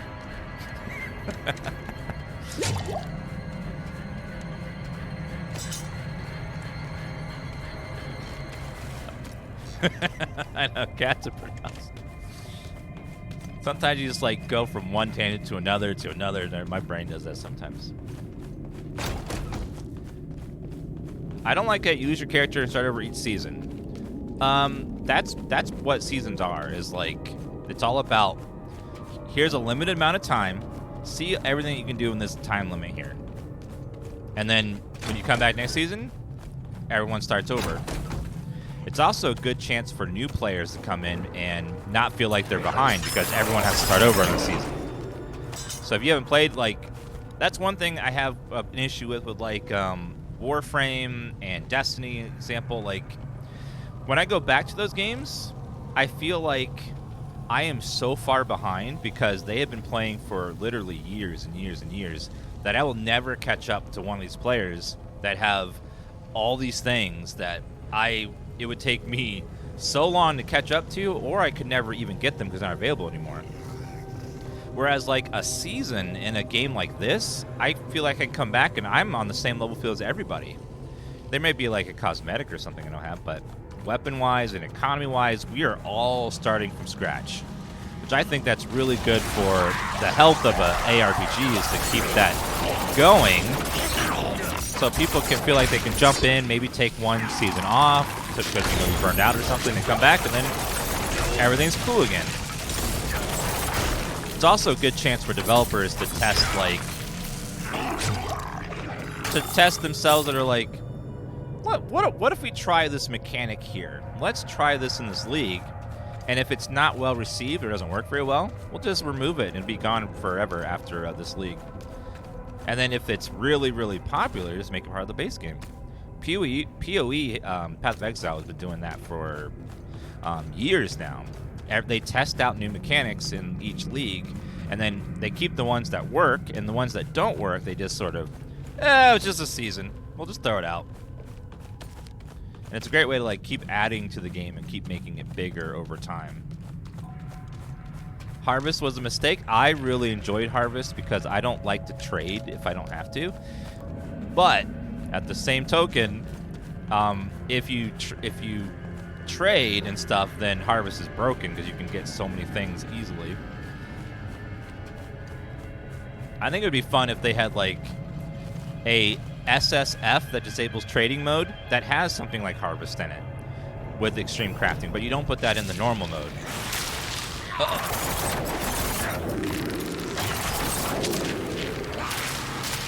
Sir? There you go. Stand in the trap. That's a good boy. Stay right there. Stand in the trap, sir. Don't move.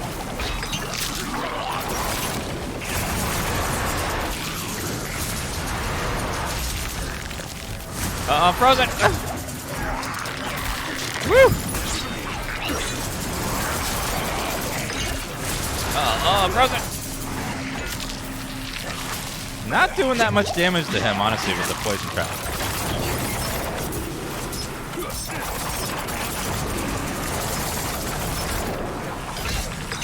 And he's not standing in it, too, which is a problem. I like Flurry, but it's not very good against single-target bosses like this guy.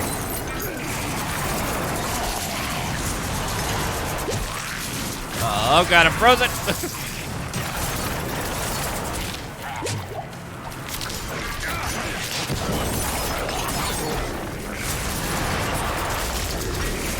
Oh, frozen again! Oh, God.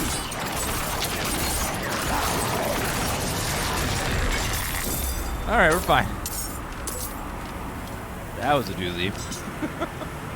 The poison does continuously stack if they're standing in it, which is nice because it keeps adding up and building up and building up.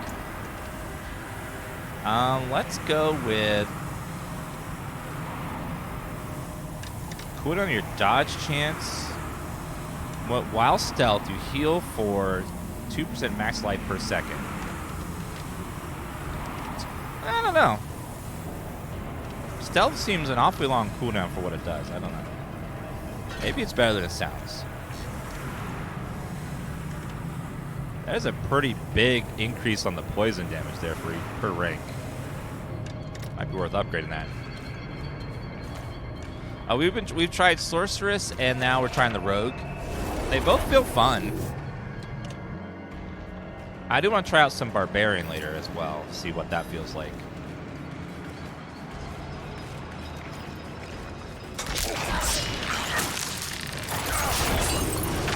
Alright, watching it.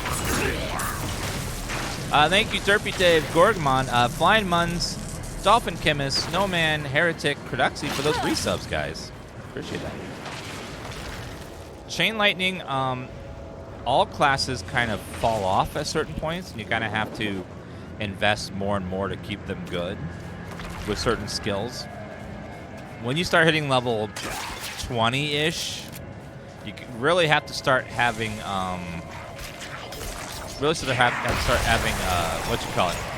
gear behind your abilities to make them good again. The leveling experience is designed around not having good gear.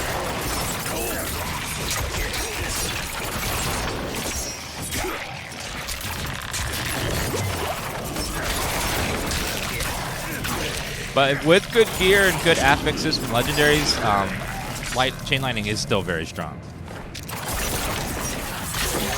Not quite as strong, though.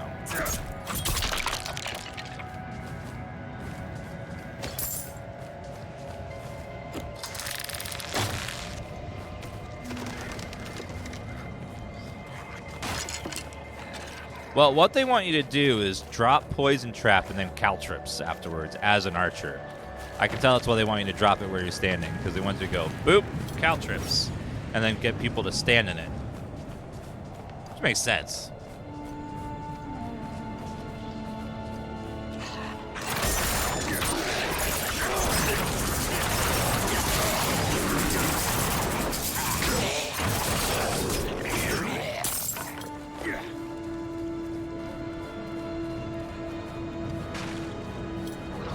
It's like a cave here.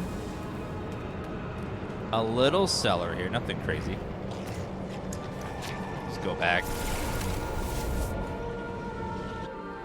Taking a break from the beta to eat some breakfast. Man, Diablo 4 is really good, and I'm playing on Xbox Series X.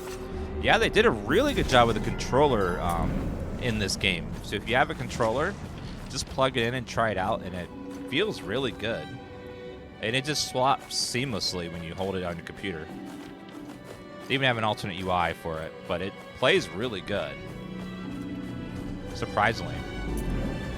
They did a very good job making it feel nice. Down for Portal. Yeah, for a lot of classes, they prefer the controller to the mouse and keyboard, but I find mouse and keyboard is better for aiming at very specific targets if you're like ranged and stuff. If you're like mostly melee or mostly AoE, you don't really need it as much, but it is a little tricky trying to like aim certain abilities, but it works really well. I still prefer mouse and keyboard personally. All right, any upgrades? Willpower that does nothing for me. Nothing. That is pretty good.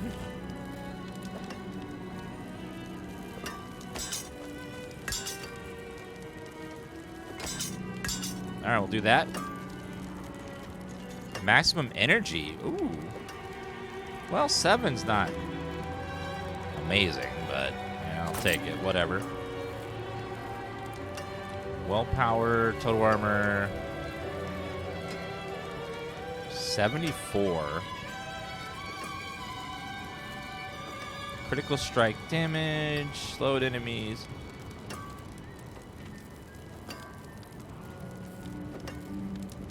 Well, it seems to think that it's better. I'm not gonna bother. It's probably fine. It's such a minor difference. It be? Thank you. Yeah, the music is great. The sound effects are really good too. There's no in-game store yet. We don't know exactly what it's gonna be.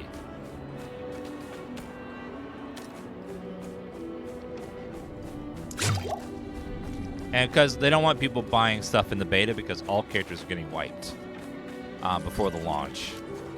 Nothing you do in the beta will carry over other than the items you'll earn by completing level 25, I think, and something else. So feel free to waste everything because it's not going to matter. Everything's going to go away. Let's head down that way, I guess.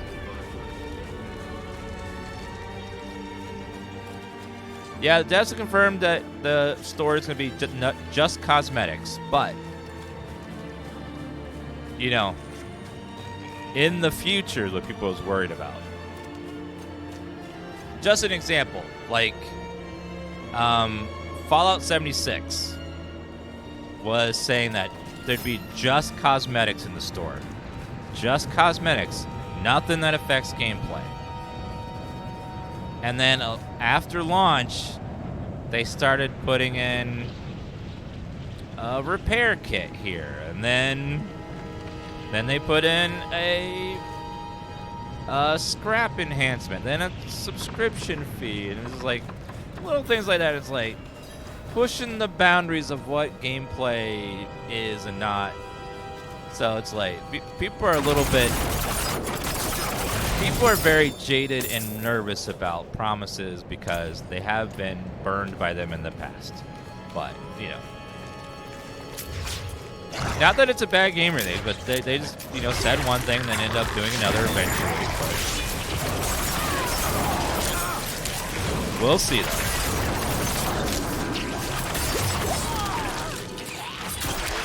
But at launch, it's going to be cosmetic only. And hopefully it stays that way.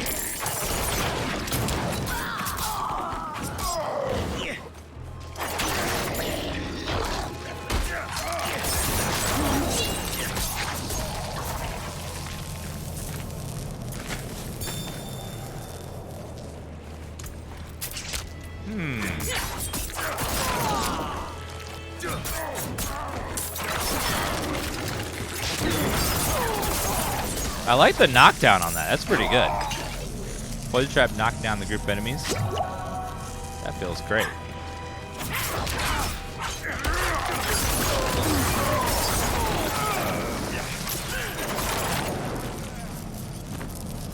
Now, I wonder, there was a knockdown passive. And I wonder if we can get naughty and... After knocking back or knocking down enemy, you gain crit chance against them for 3 seconds.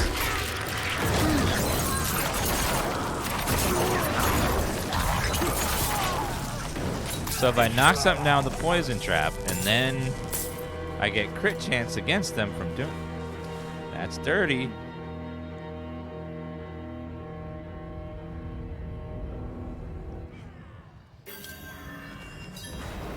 There's nothing you'll miss out on the beta weekend by playing this weekend that you can't get next weekend.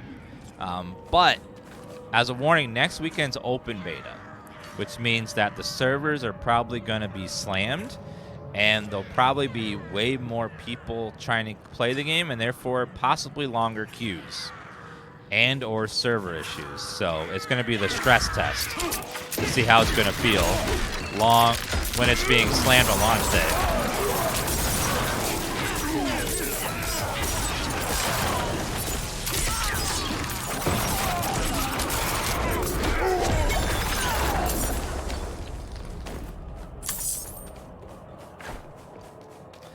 No, we did not beat the boss yesterday because there was a bunch of level 10s in our group that were not helping against the level 30 boss. They were not helping, level 25 boss. They were not helping. So and it was like, nope, you better stop, go away. You're not helping. Not a bunch, only a few. Will you stop with your facts? I'm doing what people do, which we embellish a story to make it more interesting. Do you ever do that where you're like telling a story and then you realize it's boring? It sounded more interesting in your head, so you start compensating to make it more exciting? And then you overcompensate? Like, yeah, so it's like playing a dungeon with Bill, and like he got like a good piece of loot. And someone's like, cool. And then he died. What? Bill died? Like, what? Whoa, I mean, what? That's, what? Now I'm super interested. Yeah, you gotta backtrack. No, not really.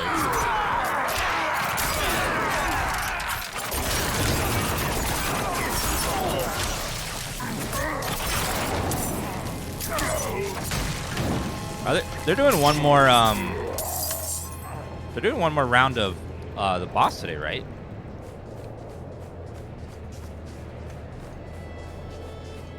Is it? I think it's noon. He's just joking, Grimbringer.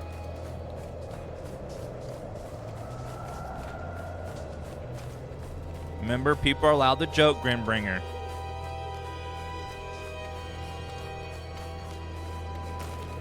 Let's see.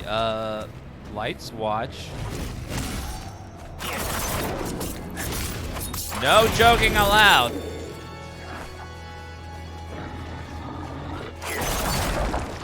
Yeah, I wouldn't be sad that we have to wait 3 months to like really play the game. This is a nice test to feel how everything feels, though, and it feels good.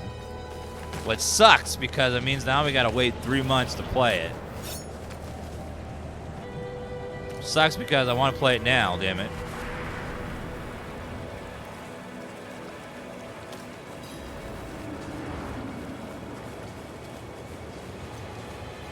Is Diablo 5 supported on Macs? I don't know, I've never owned a Mac.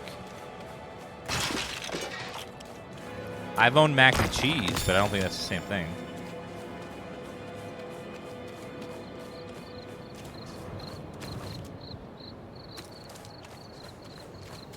I've also had some Big Macs as well.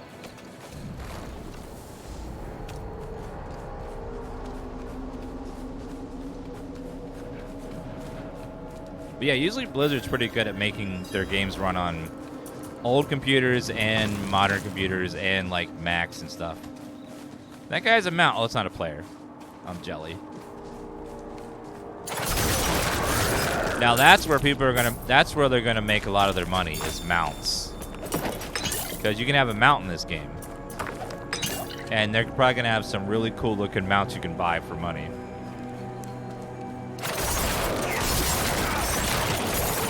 You can kill a world boss as many times as you want, but you only get a cache once a week. I don't know what's in the cache because we didn't beat it yesterday. But whatever's in there, you only get once a week.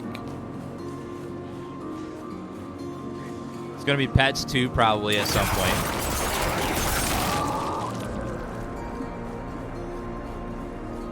Music here is really nice.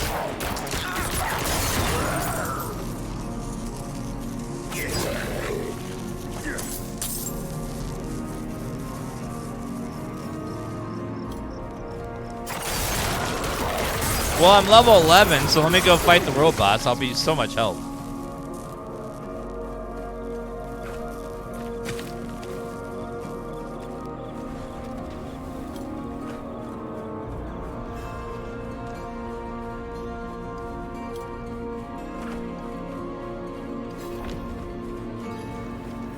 Another little city. It's very wet and muddy. Very grimy.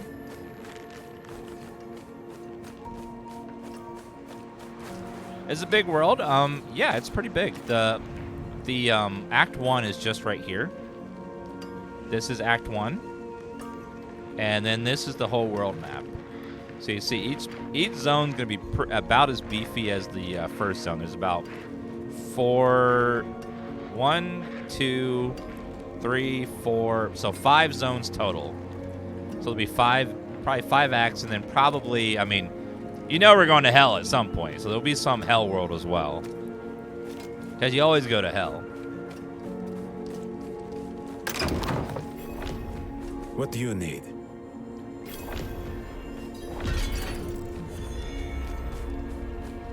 And at some point, I'm sure we'll go to heaven as well. I provide Kill this. some angels.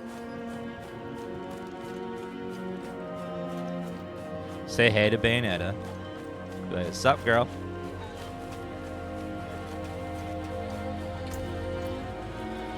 My husband.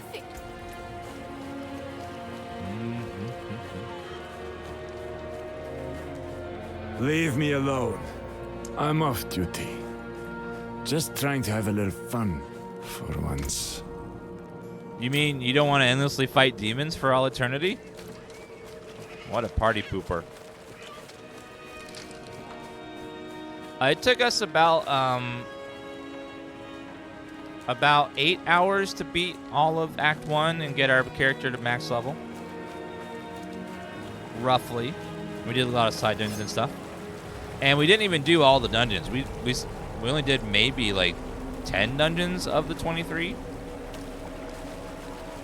So it's going to be a huge game. There's going to be so much gameplay to happen.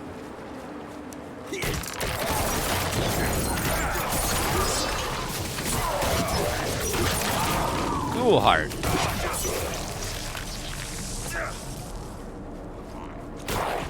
Moxie, hello. And why is this game so addicting? Can't stop playing it. You got a favorite class yet? Yeah, I'm a big fan of middle class. Seem to be more down to earth.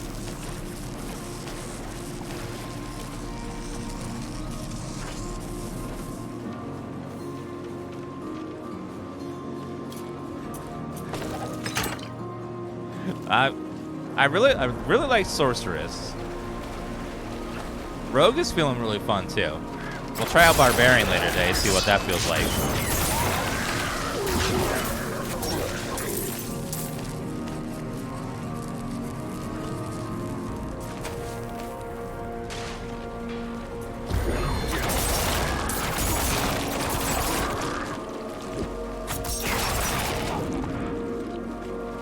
Skills cost no resources and have a shorter cooldown.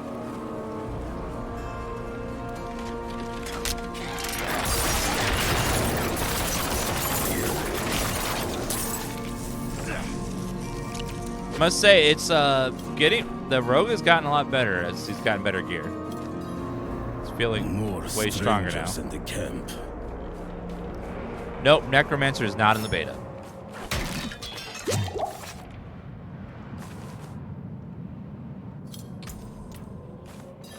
It will be next weekend, though. And Druid as well. The Horned Woman is the demon Lilith. We're playing on PC. Next weekend we'll be able to play Necromancer and Druid, but unfortunately next weekend will overlap with Resident Evil 4, so we'll see where we are with that. But I do want to try out Necromancer and Druid both. The damn hoist is stuck. We've got to go on foot. Look out! Oh no, monsters!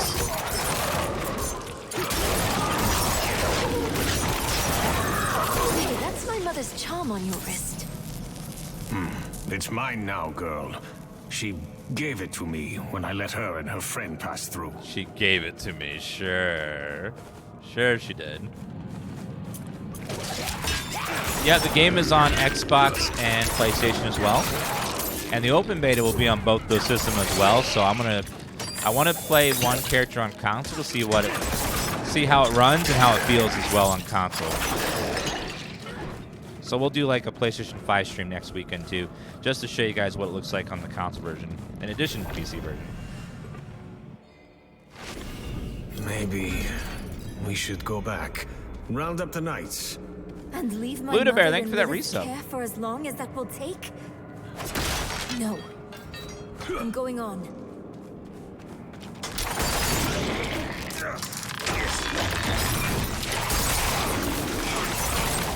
Poison's doing pretty good. I can't wait till we open up the imbuement stuff, then we can view our weapon with poison as well. See how that feels.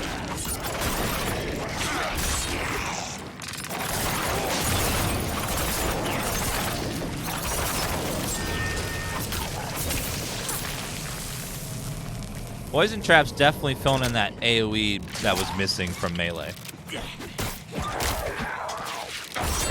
Oops.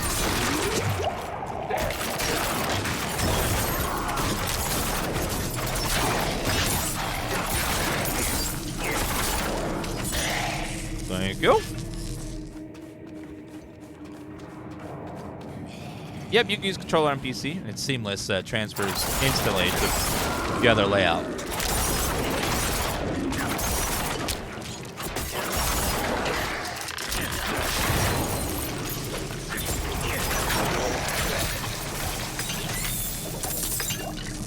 Some people were saying they even prefer playing with controller on PC to mouse and keyboard.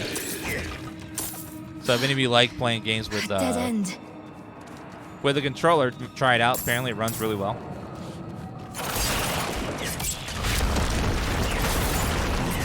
Beams are too damn old, shaking like leaves.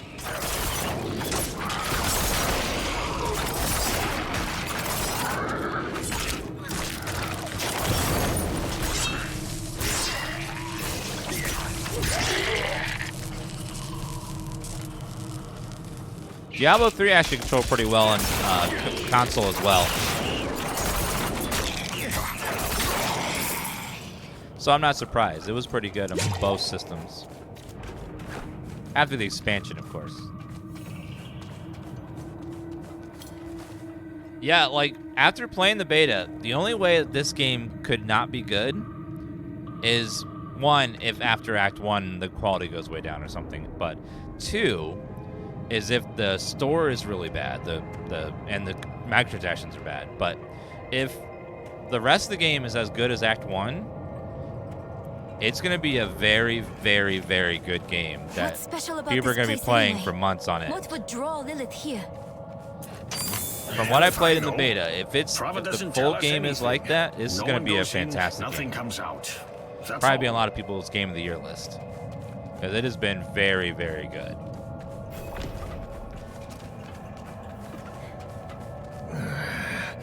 No lift. The jam must be deeper down. Not everyone's going to play for months on end because, not everyone is hardcore like that. But for people that usually play RPGs all the time, I think that the story is good too. Though. A lot of people are going to want to play through the storyline. I can squeeze through to the other side. Wait, hold on. After the beta's over, they're going to start talking about in-game. And we'll get to learn what exactly... we'll get an in-depth look at in-game.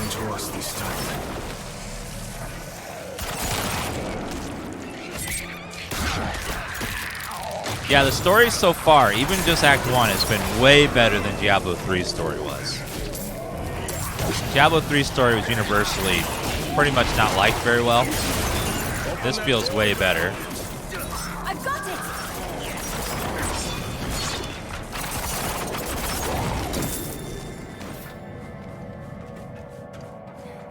I know we're going to have some sort of like rift kind of system, but they call it, what do they call them? Some sort of nightmare dungeon, I think. That was quick thinking.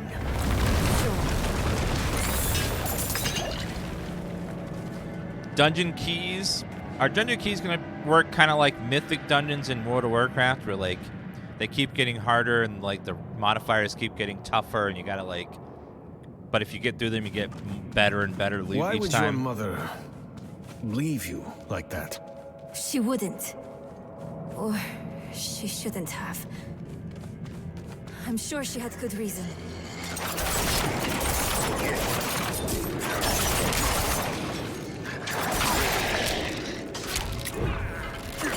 We'll see, though.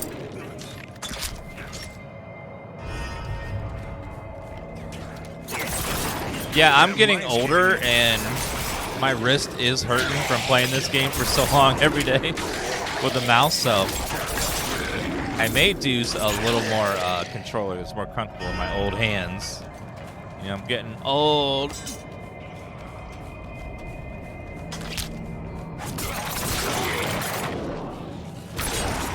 So right now I'm playing with a controller.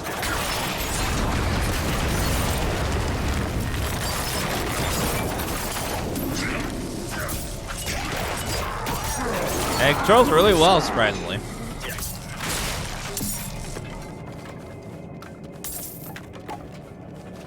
Yeah, it actually feels really good. It's very comfy on the hands.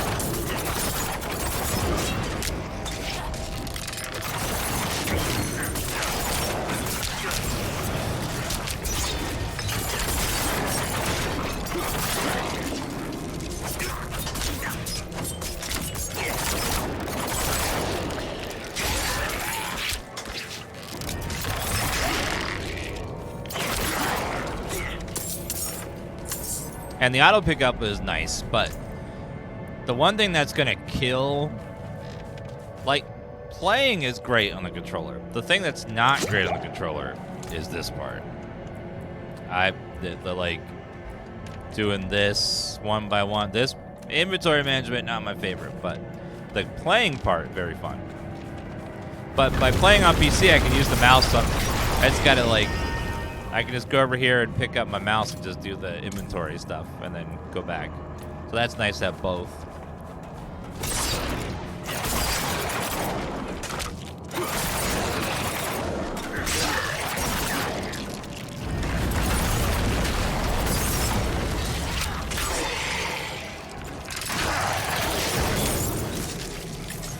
I'm not dying here.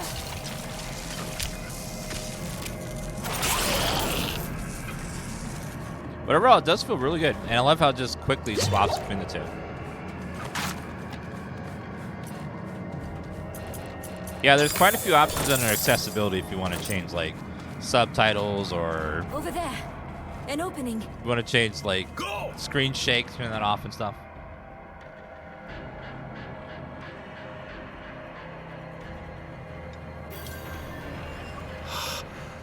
The tunnel's closed.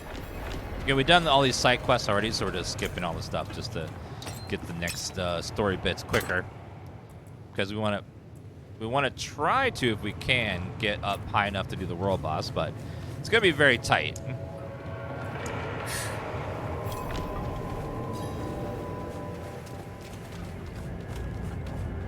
Yeah, you can change the keybinds under controls. I find the default really good though. 1 through 4 is very easy to press on keyboard.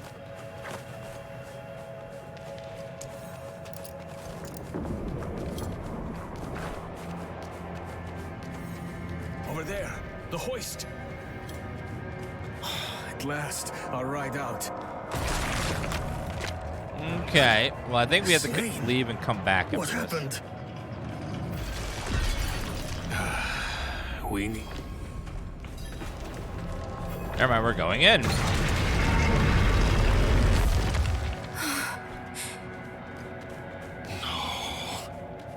The escort.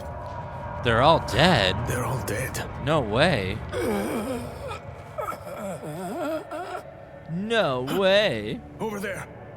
What would you rate Diablo 4 so far? I'd give it a solid 9 out of 10 so far. Once I see the rest of it, then I can like make a real decision. But right now, it's very good. Lilith can't be too far. What is this?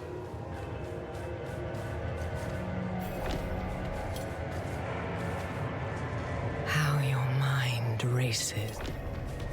Are really like Lilith and Arius. Very cool characters.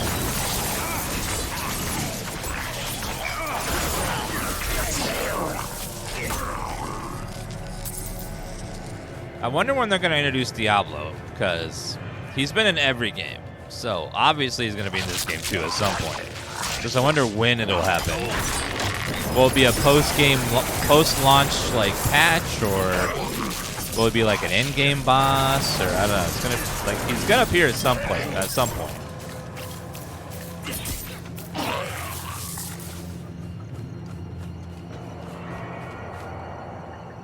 What is the? Oh, is the world boss not spawning today? I thought he was supposed to spawn one more time today.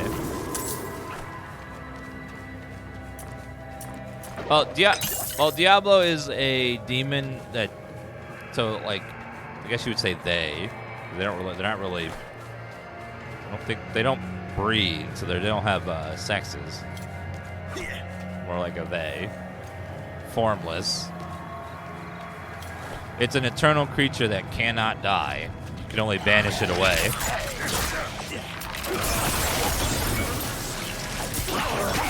Kind of like my Aunt Kathy.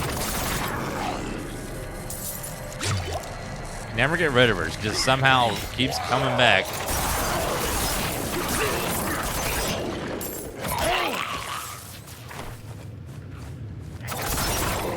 Sunday at oh, so it was last night. Damn.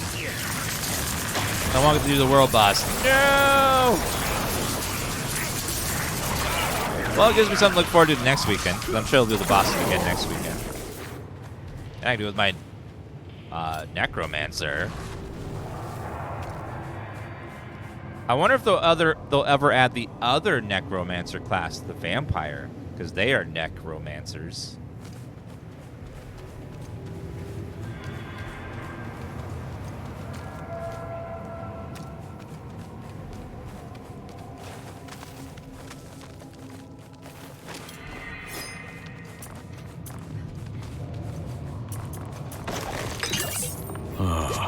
There.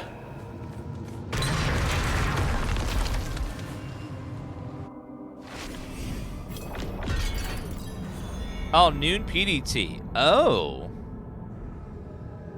If it's noon, that means it would be one more time in about an hour and 15 minutes. There'll be one more chance at the boss. Is this an MMO? Not really MMO, but it is an online game. Like, you'll never see more than about 10 to 15 people at a time. You are eager to know why You'll never see crowds, but there's always people online.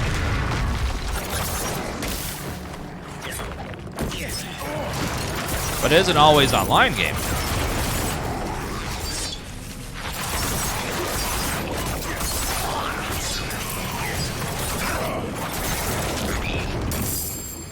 Fur-lined fence. Well, and in Diablo, it wouldn't make a lot of sense for there to be crowds of people because everything's kind of low population. Because demons kill so much of everything. All the time.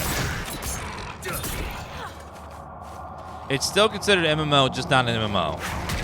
So it's an MMO, but not an MMO.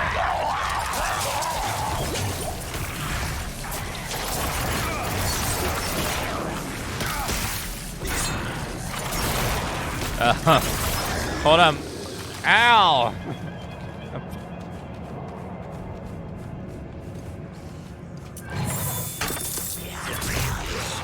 I saw you doing the, what you call it, Julia, the bow build where you fired one bullet and then everything went BAM on the screen. That looked fun.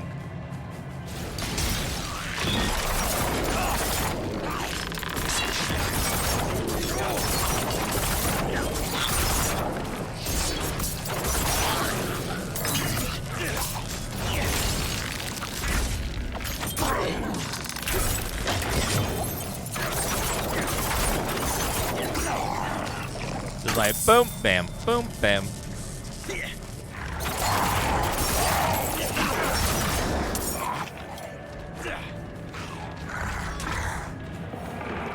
Yeah, it's not an MMO, it's a MO, multiplayer online game. There you go. That's what it is. It's a MO.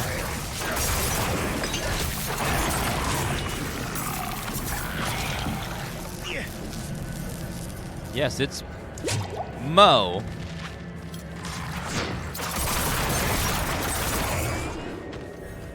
Or a Momo, a Monster Onslaught multiplayer online game. A Momo.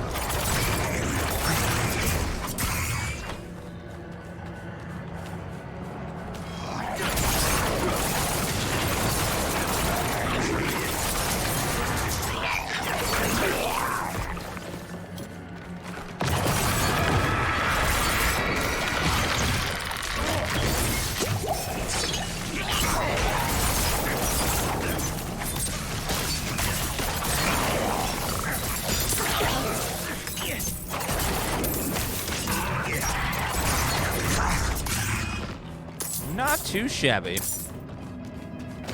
Bailey's actually doing pretty good with Flurry. It was a little rough at first, but it's been getting better.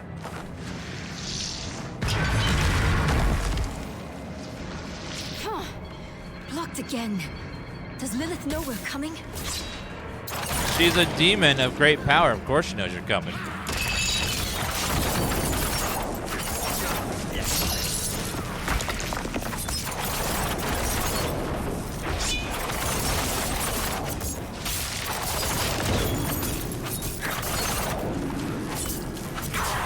Thank you.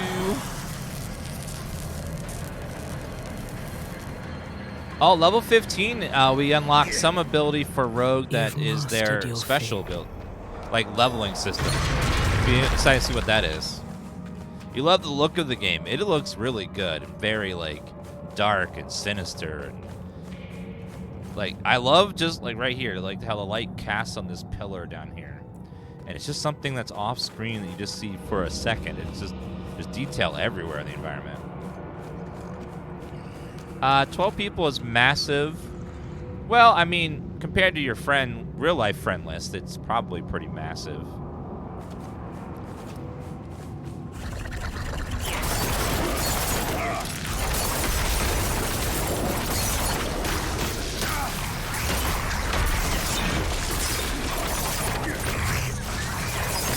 I'm just kidding. A lot of us don't have real life friends because we stay inside all day playing video games. Raise your hand if you don't hang out with people very often. Instead, you play video games all day instead and make friends online. Raise your hand in chat if that's what you do.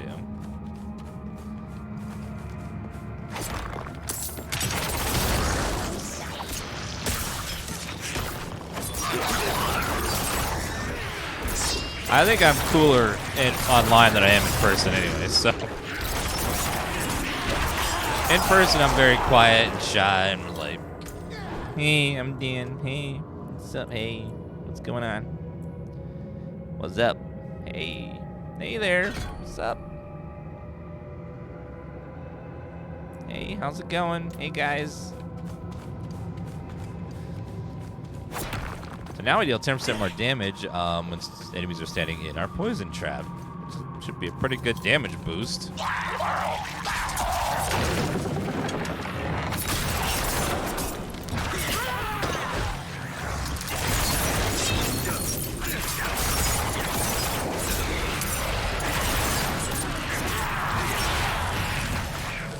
So far, traps feel really good. Hope there's some way to increase the radius, though. That'd be nice. Little kind of small.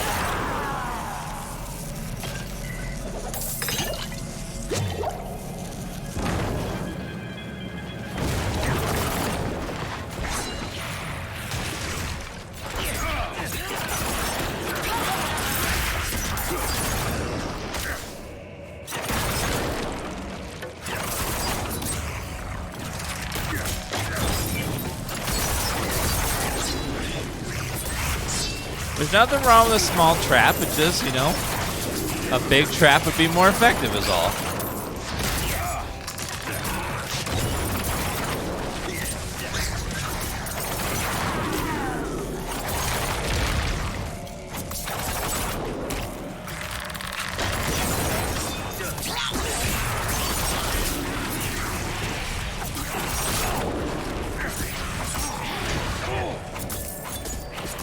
Melee does kind of get a little annoying when there's a bunch of enemies like this, all spread out, not together. But melee does feel good otherwise.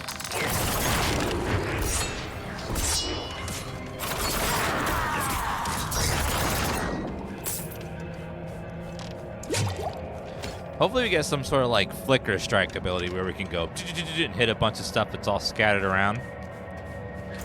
In fact, do we get something like that maybe? Shadow clone's not quite that.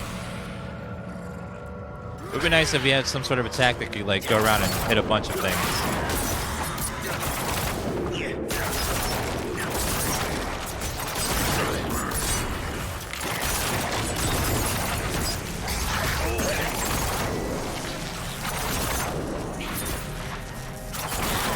I got a legendary that makes whirlwind suck mobs into me. Ooh. So it's like a whirlwind. Like current. Interesting. Chat, come on. Maturity, please. Chat. Chat, we are mature here.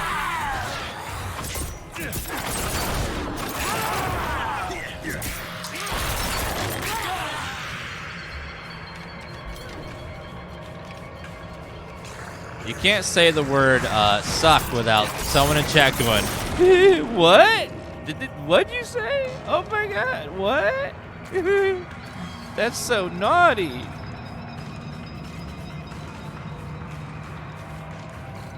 Yeah, we're the rogue class playing with swords.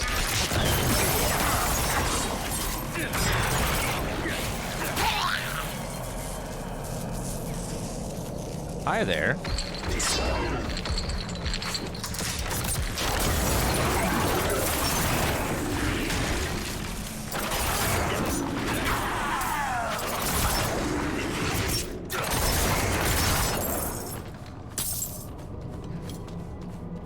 I like dot builds, but one issue with dot builds has always been like when someone's dotted and they run off screen and die, and you don't see the loot drop. It looks like the same kind of magic as before. I think I can dispel it. Well, I shall defend you.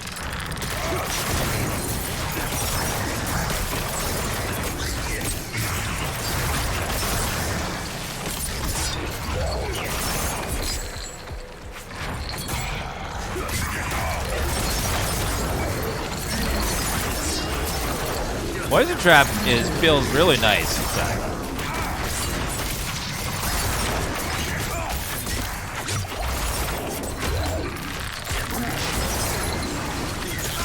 And it feels dirty when someone's trapped.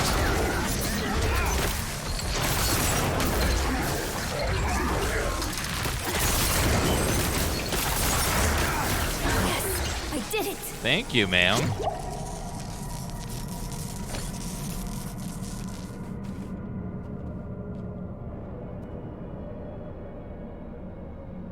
Oh, it's open. Okay, you want me to open it? Got it.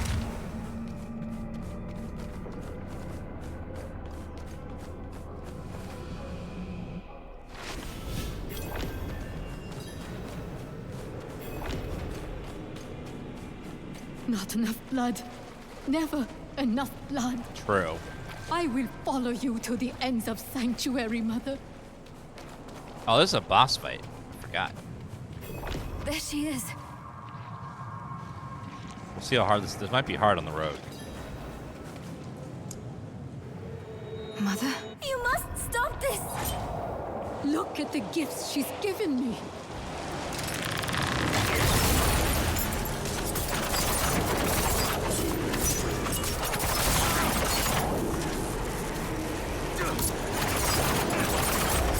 Oh god, that AoE. Oh.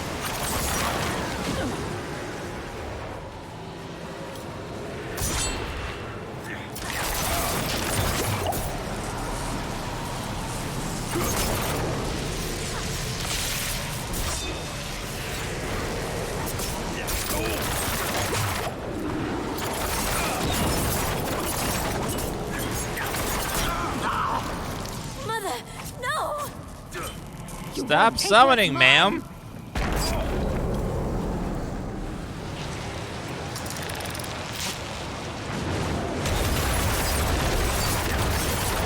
Single target lacking.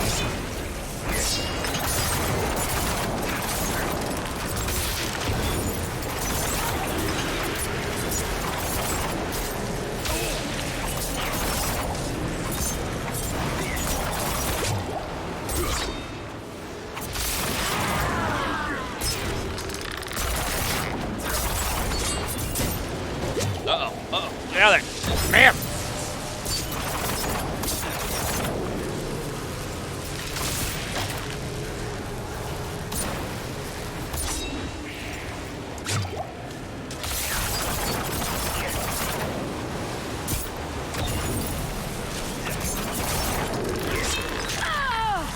Woo! Please! I don't want you to die! She gonna die though, I need the loot. I'm sorry. It's nothing personal, I just need that loot, ma'am. Is it okay if I loot your mom's corpse? Is that fine?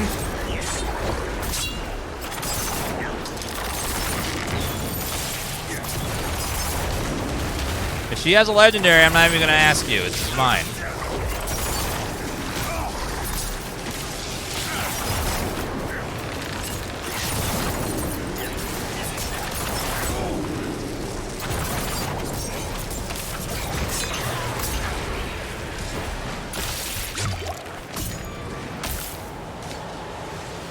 I'm frozen.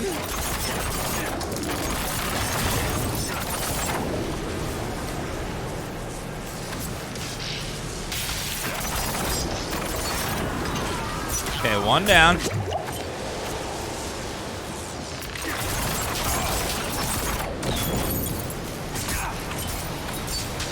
Okay, she's dead. She doesn't know yet.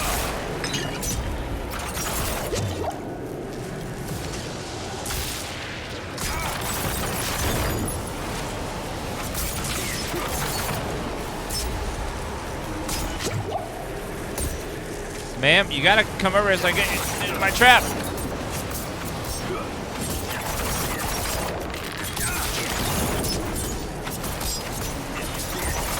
Okay, she's dead. She's dead. All right, there we go. No! My boyfriend had this fight last night. It was such a pain. It's like the first like tough fight you do if you're just following the story missions. It's got like mechanics and stuff going on. It's like, oh god. I know it's like, ma'am, come over here and stand in this trap, please. You're lowering my deeps. You need you to stand in the trap, please, damn it. You're killing me here.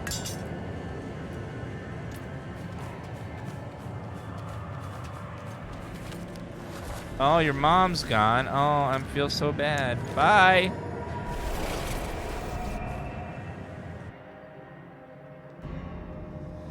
Just roll Hydra Sword, ignore everything, and AFK. That's how Necromancer's gonna be. Just like, minions, kill.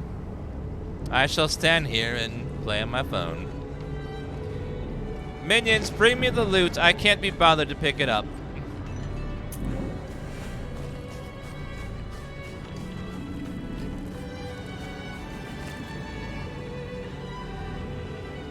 Had a difficult time with that fight and the Den Mother fight with the werewolves. There's some pretty brutal. Some of the stronghold fights are really strong too. There's a guy right here in the stronghold, the Frost stronghold might be here. That's really tough. I had to do it 3 or 4 times before I finally got the dance of it. Okay, we're gonna take a quick little break, guys. We are back in just a few minutes.